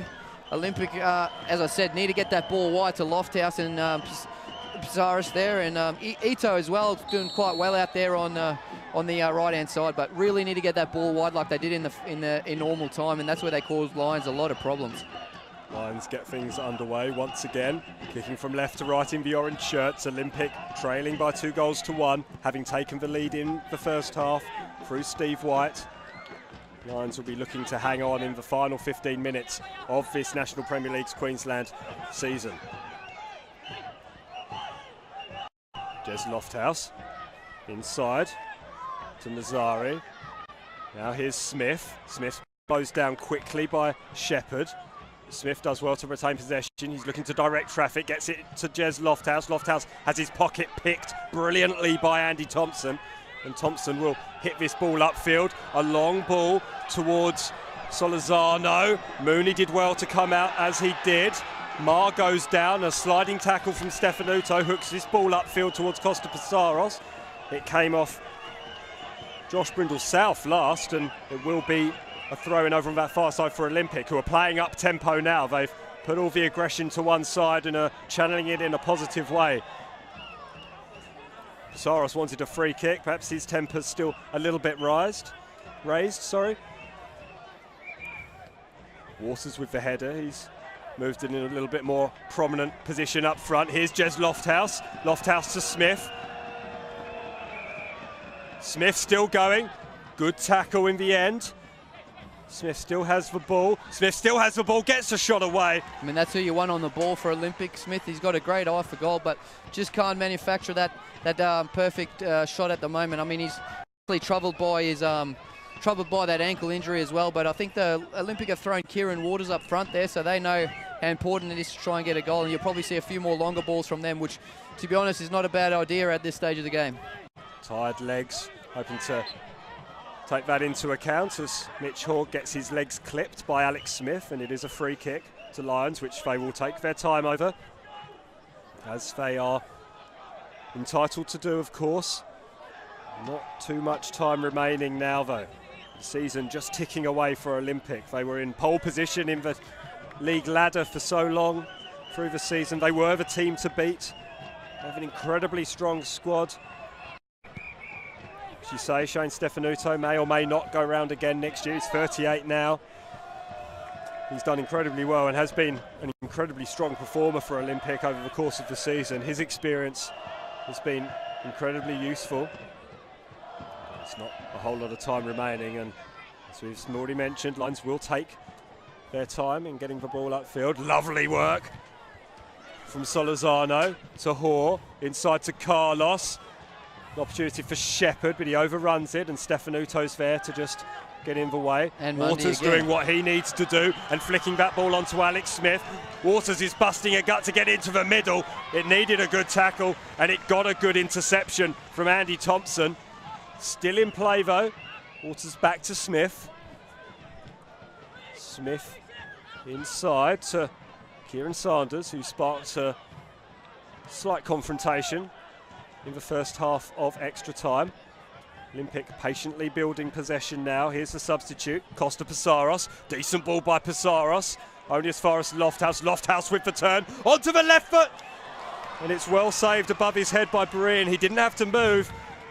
Nice try there by Lofthouse. Is so threatening. That's right. Good little turn on the edge of the box, and a very skillful player, but again, just couldn't get the power on that one or the accuracy. It's straight at Berean, which made it easy for him. But again, Lofthouse looking very dangerous, and Pizarros out there, the fast man doing it for Olympic. That was a great header by Solorzano, but Olympic turnover just over the head of Waters. That's the option now. Get it upfield to Waters and let him flick it on to either Lofthouse or Smith, who'll be running past. Yeah, and the Olympic really want to keep this tempo and try and force a fast pace and lots of turnovers from Lions, where Lions want to do the opposite, really try and slow this game down, as looks like they're in here with Shepherd. Brilliant ball inside by Chris Marsh. Shepherd inside to Sean Carlos, and he puts it over the bar. That could have been the championship right there. I'll tell you what, we might have to have a look at the groundsman on that end of the field, where Shelford Davis missing one similar in the first half, but yeah, Carlos really should have buried that one.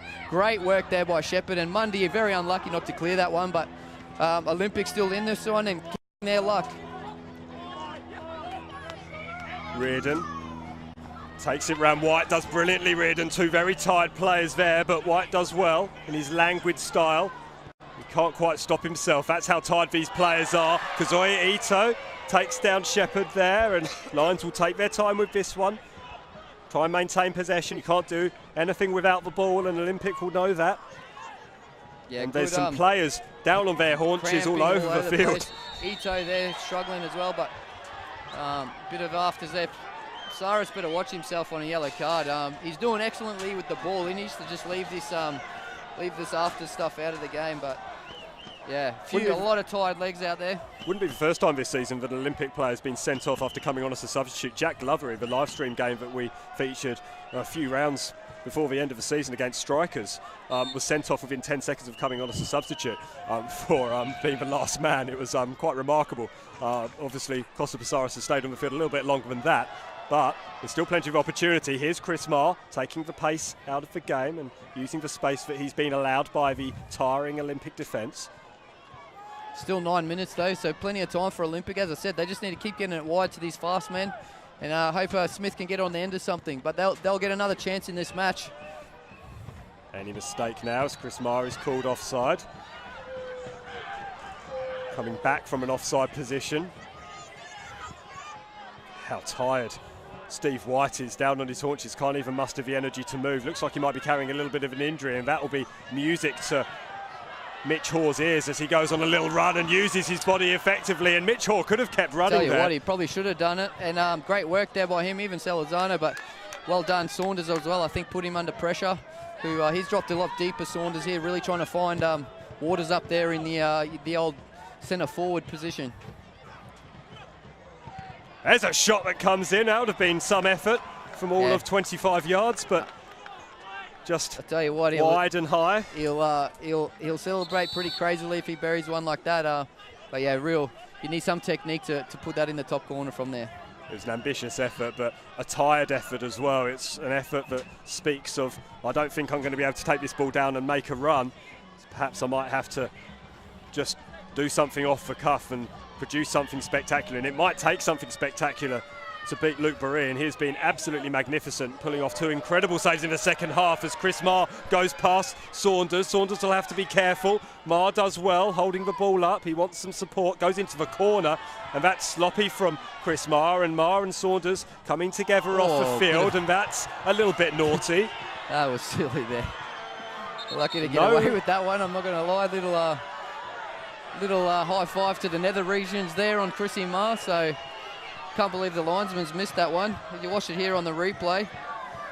Oh, yeah. I mean, you can't argue with that. That's ridiculous. Again, Saunders, what are you doing, man? You're a better player than that. It's not casting Kieran Saunders into a particularly I suppose a lot of players aren't used to having so many cameras around the ground, but again, these little nasty things, man, where Olympic are a better side than that. Steve White's coming off. James Kumineo will be coming on. Been an Olympic stalwart since moving from the QAS all the way back in 2014. He played his first game for Olympic, and play was allowed to continue before Steve White managed to get off the field. What can Kumineo do? Yeah, you don't like seeing that from Kieran Saunders, and I don't know how you expect you're going to get away with that sort of thing. He's on a yellow card. He's very lucky to get away with that one there, and Olympic really need him on the park because he's got a great ping on him, and he's getting the ball forward for them at the moment. He's also dropped back into an auxiliary centre-back role, seeing as Kristen Waters has gone upfield. But Lions will win the throw-in now, and again, they'll take all the time they need. As time continues to tick on, just 6 minutes remaining now for Olympic to try and get a goal back, but they need to have the ball in order to do so. And at the moment, that's looking slightly unlikely. Stefanuto flying in like a man half his age to win that ball, particularly at this stage of the game. That's excellent work from the 38-year-old former Raw man, former Socceroo, of course. But the upshot of it is that Lions will take another few seconds off the clock. Solazano, former teammate of Stefanuto's for the Brisbane Raw, and ends up coughing up possession. Mundy came flying in, ended up winning the ball, but doesn't go upfield enough to win Kristen Waters, but it was James Kumineo who was racing around and got his head to that ball. Mitchell was being shepherded by Jez Lofthouse, who is now free, but Olympic can't find him except for Kristen Waters. He saw the move, and now Jez Lofthouse, what can he do? What can he conjure from this position? Only a pass to Nazari. Now Kazuya Ito. Ito putting the ball into a dangerous area for Waters. That's a brilliant grab from Berean. Yeah, not enough pace on that quad. Great area, as you said, but sort of floated in there. Any keeper, especially these two, Borean and Mooney, they'll gobble that up every day. Stefanuto watched that one well. Solazano wanted it over the top. Here's an opportunity for Waters. Berean is in no man's land. The flag was up on that far side. I mean, luckily, he didn't score anyway, but lucky for Borean that it was offside there, because he was... he found himself in no man's land there, and unlucky there, the big man Waters, but offside the decision by the linesman.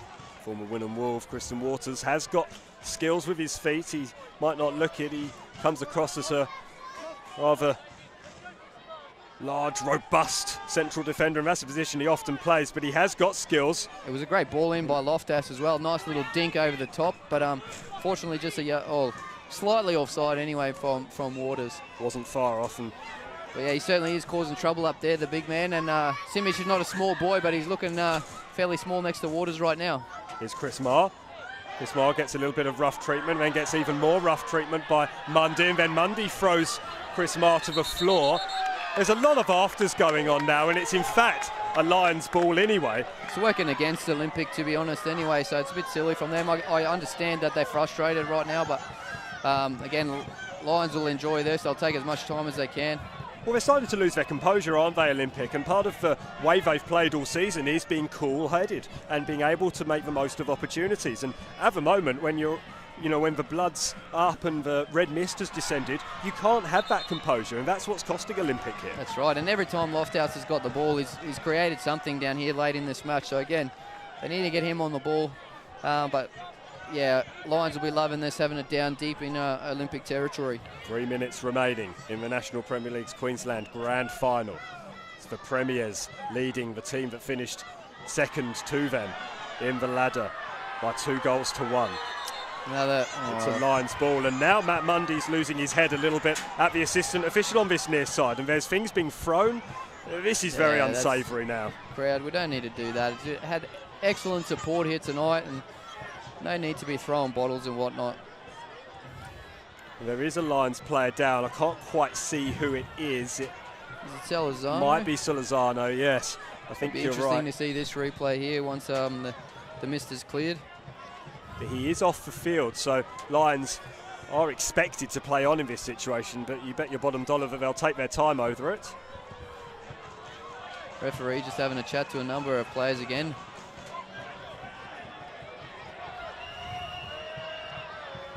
Will be a Lions throw. That's a minute taken off the clock, and Juan Solzano has been asked if he needs attention. He decides he'd rather receive the ball instead from the throw, and he concedes a throw in this time. Mundy again with a little shove.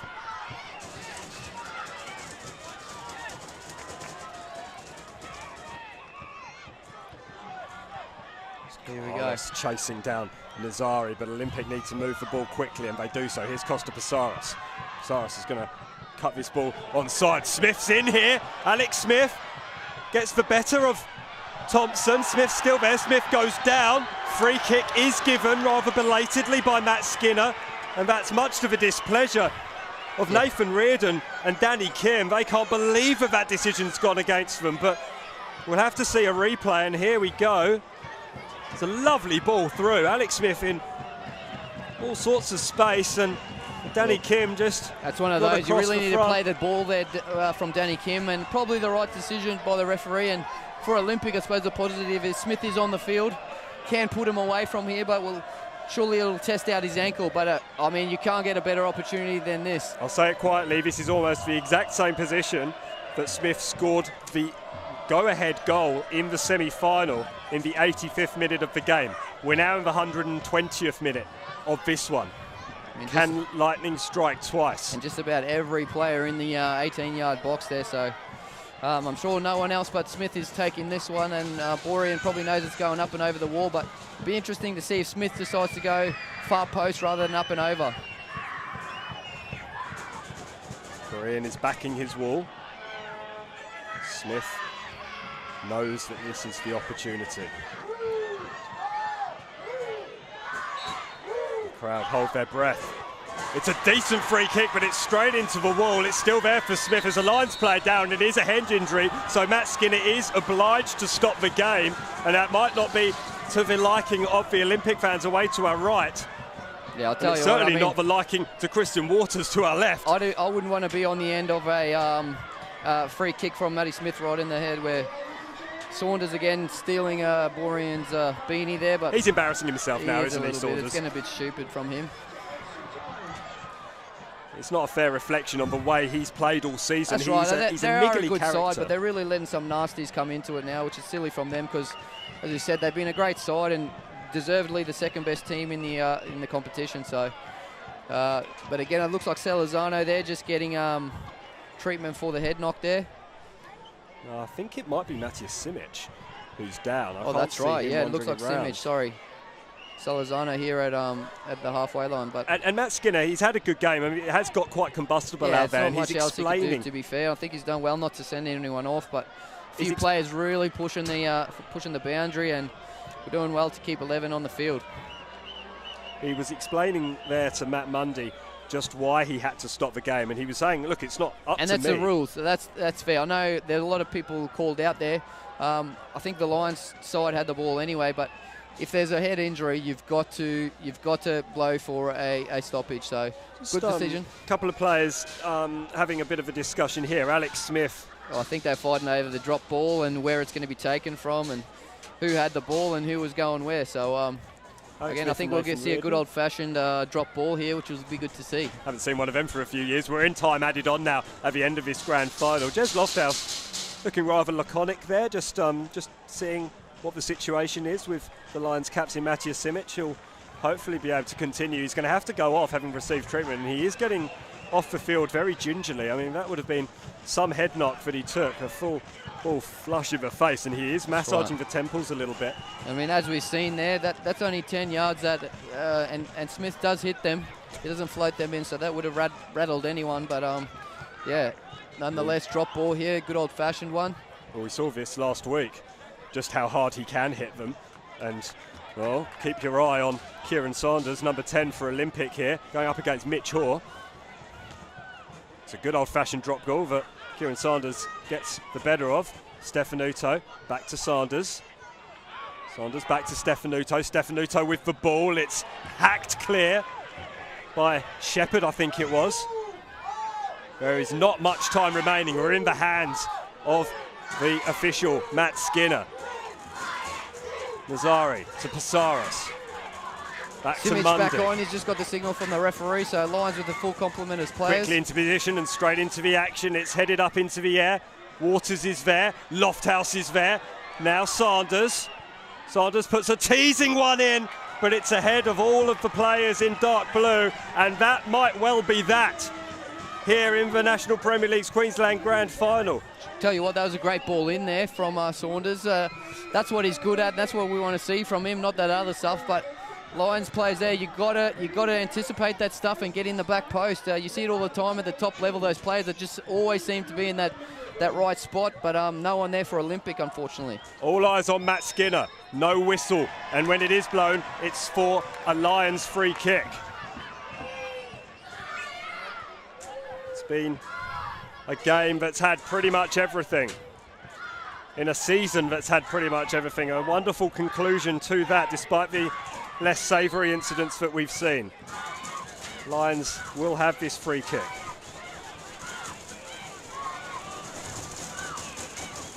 Simic onto the head of Kazuya Ito.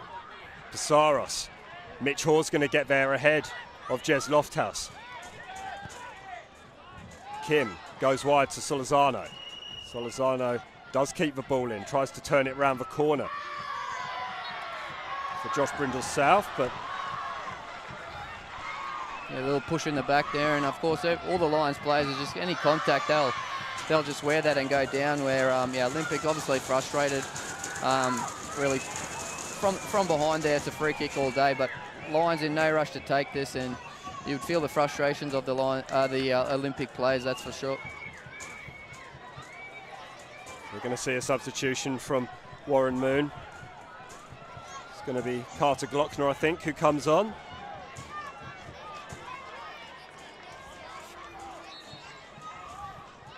It's not going to happen just yet. Yellow card there for Brindle South, moving the ball, but silly one there, but shouldn't affect the game too much. Sure, he won't really mind. just trying to run this game out now. He won't mind that. Arno's dispossessed, and then long throw needs to go for Passaros. Olympic. In his haste to pick up the ball, doesn't quite gather it. It's hacked forward by Kristen Waters. Nobody up there though to get on the end of it. Bit of head tennis in the midfield. Here's Chris Marr, been at the thick of the action since he's come on. Skips past the challenge. Opportunity now perhaps for Shepherd to put the game to bed. That's an ugly challenge from Stefanuto. It could have been picking any of the free kicks she could have been given on the edge of the area. That's right. Yeah, decent play there by Lyons. I mean, Stefanuto probably didn't have too much option there. He had to really try and win that ball to get it back for his side, because it's just that stage of the game right now. But yeah, have a look at it now. Sure, that was nasty. Dummy, but it was that man Kieran Sanders again who went in late on Nathan Shepherd. That's right, out wide there. And Nathan Shepherd's still down. I mean, Kieran Sanders is incredibly lucky to be seeing the end of this game out. I mean, let's be honest, he should have had at least 2 yellows by now, but there's not much left in this match, and yeah, wrong end of the field for Olympic. Lions will really take their time. I wonder if they'll even bother trying to have a shot at goal. It's probably worth it, and maybe stealing that third goal, but a lot of frustration there from the Olympic players, as we see a lot of the fans starting to leave the ground now. Starting to get into a position to launch a pitch invasion, as I've no doubt we'll see at the end of the game. All the kids getting onto the field, as we saw when Lions clinched the premiership here. Yeah, always a bit of fun for the youngsters, but looks like Carlos will have a dig here, which I think is a good idea. He has 11 maybe force goals. the keeper into a save and grab a corner. He has 11 goals so far this season, Sean Carlos. He can hit them pretty well. He's hit that one pretty well, but it's right into the chest of Nick Mooney, and that is it for the National Premier League Queensland in 2018. We do have the kids on the field, and it is Lions who are crowned champions of Queensland here at Lions Stadium at Richlands. It was a real battle against Olympic, but they have prevailed, coming from behind to lead by 2-1. Yeah, great work there by Lions. Over the course of the season, the best side taking out the premiership, and again, unfortunately for Olympic, couldn't quite do it here in the grand final, coming from a goal down as well to win 2-1 in extra time. Great way to do it from the Lions players, and that man there, Madley, coming up with the goods, but unfortunately tough end to the game for the referee, that's for certain. A few unsavoury little incidents there late on in the game, but yeah, I mean, I remember running on as a kid when you didn't really know what team won, you just knew that you were on the field, and a lot of young Lions supporters out here getting around, running around on the field, but very tough contest, and congratulations to Olympic as well. I mean, they've been the second best side this whole year, and I know it sounds that's calling them the losers, which they are tonight, unfortunately, but at the end of the day, the 2 best sides made it here, and it was a great contest right to the end, and Lions, as they have done all season, just shading it. None of them left anything out there, did they? It was full-blooded. It couldn't have been harder fought, really. You see players on the deck. You just saw Nick Mooney on his knees in anguish, having conceded 2 goals, but neither of them could he do anything about. He was exceptional today, as indeed was Luke Breen. He really kept his side in it. And that's right. I mean, both sides can really hold their heads up high. In particular, as you said, Borean and Mooney in goals. Terrific job from both of those guys, and some fantastic saves where Olympic probably thought they could have won it in normal time. But like any grand final, you just got to keep fighting to the end, and it's those little 1%ers that can make the difference. I mean, credit to Olympic. Mundy was exceptional at the back, as was Stefanuto there as well. And if that is Stefanuto's last game as a semi-professional / professional soccer player, hats off to him for a great career. And he had a great game tonight and really pushed. Unfortunately for Olympic, they just couldn't do it, and yeah, got a bit heated there at the end. Amazing support as they go over to clap their crowd. Excellent to see that kind of thing here behind the goals. Away supporters, as it's called, but really came out on song, and unfortunately for them, it's commiserations. And yeah, they'll be disappointed, Olympic, but they did give it everything, and this support is absolutely fantastic. We don't often see it at this level in this country, unfortunately, but we've had some really impressive support here, and they've really added a lot of colour and certain amounts of excitement to the occasion. It was a great game really and a great grand final, and both sides look very tired there. Even the Lions players, I mean, they celebrating the win tonight, but a lot of boys on hands on knees there, but a great win for them, and I'm sure they'll be celebrating long and hard. And just Warren Moon, they're going over to congratulate Ben Kahn as well, the Olympic coach. Both the best 2 coaches in the league, obviously, and credit to those 2 as well. Just a reminder, of course, that Lions season isn't over. They head to the national competition, and they're going to host Edgeworth Eagles from northern New South Wales, who lost their grand final yesterday to Broadmeadow. 7:30 kickoff here next week. We'll be on hand to bring you all the action from that one. But it has been a remarkable night here at Lions Stadium. We'll just check out the highlights here from this game. That was where Merritt Madley got his injury, and it was very brave effort from Nick Mooney, from both players really. He's just gingerly getting up here and just starting to feel the back of his head, and he was never able to really recover from that. Jez Lofthouse, he was magnificent all season, all game as well. He had a very good impact on this match. I mean, that was a big one there from Smith. That really could have made the difference for Olympic. But, yeah, I mean, he tried hard. I'm sure that ankle would have been troubling him a lot, and Boreen lucky there as well. Lofthouse had an excellent game. I felt he can really hold his head up high, not only tonight, but for this season as well. He's had a great game, as we see some afters here. But that was the incident that sparked the mini coming together. Andy Thompson really taking exception to that two-footed tackle from Kieran Sanders, who really let himself down, really, if we're honest, in extra time. That's right, late in the game. I mean, the referee did well overall, but there certainly could have been a couple of, or should have been a few red cards there, if not second yellows for the red card. But, yeah, it's unfortunate that it did go that way. But, again, both sides fought to the death in a real tight contest once again. There's Lofthouse again proving his trickery, and you just wonder what difference it would have made had Alex Smith managed to be on the field from the start for Olympic. I mean, he was a big absence for them tonight. Yeah, massive loss for Olympic, being one of their key men. But in saying that, Lions were without Gerard at the back, you know, who's been a stalwart with Simic all season. But again, credit to Lions. They've done it all year. They've turned up. I'm pretty sure most of the people started the season when they were doing their predictions didn't even have Lions in their top four. And not only to be the premiers with the lowest goals conceded in all of the NPLs around the country. Final 32 of the FA Cup and round of 16, which unfortunately wasn't to be, but premiers and GF winners. And this was the moment from Smith that nearly knocked out. I mean, it did hit him square in the head. So Matthew Simic, he went straight down, didn't he? It looked like the side of a head. That could have been really nasty. I mean, it was some free kick from Alex Smith, but that was the moment. And that is pretty much all from us here tonight from Lions Stadium. Jonty, thank you so much for joining me here today and for bringing us all the action from the National Premier League's Queensland Grand Final. I've been Simon Smanley. It has been an absolute pleasure to bring you all the season from the National Premier League's Queensland. Thanks to Double Take for all their efforts in bringing us all the extra cameras and highlights and replays tonight. Thank you very much for joining us. We hope you enjoy the rest of your Sunday. We'll see you for the national rounds next weekend. It's good night from us.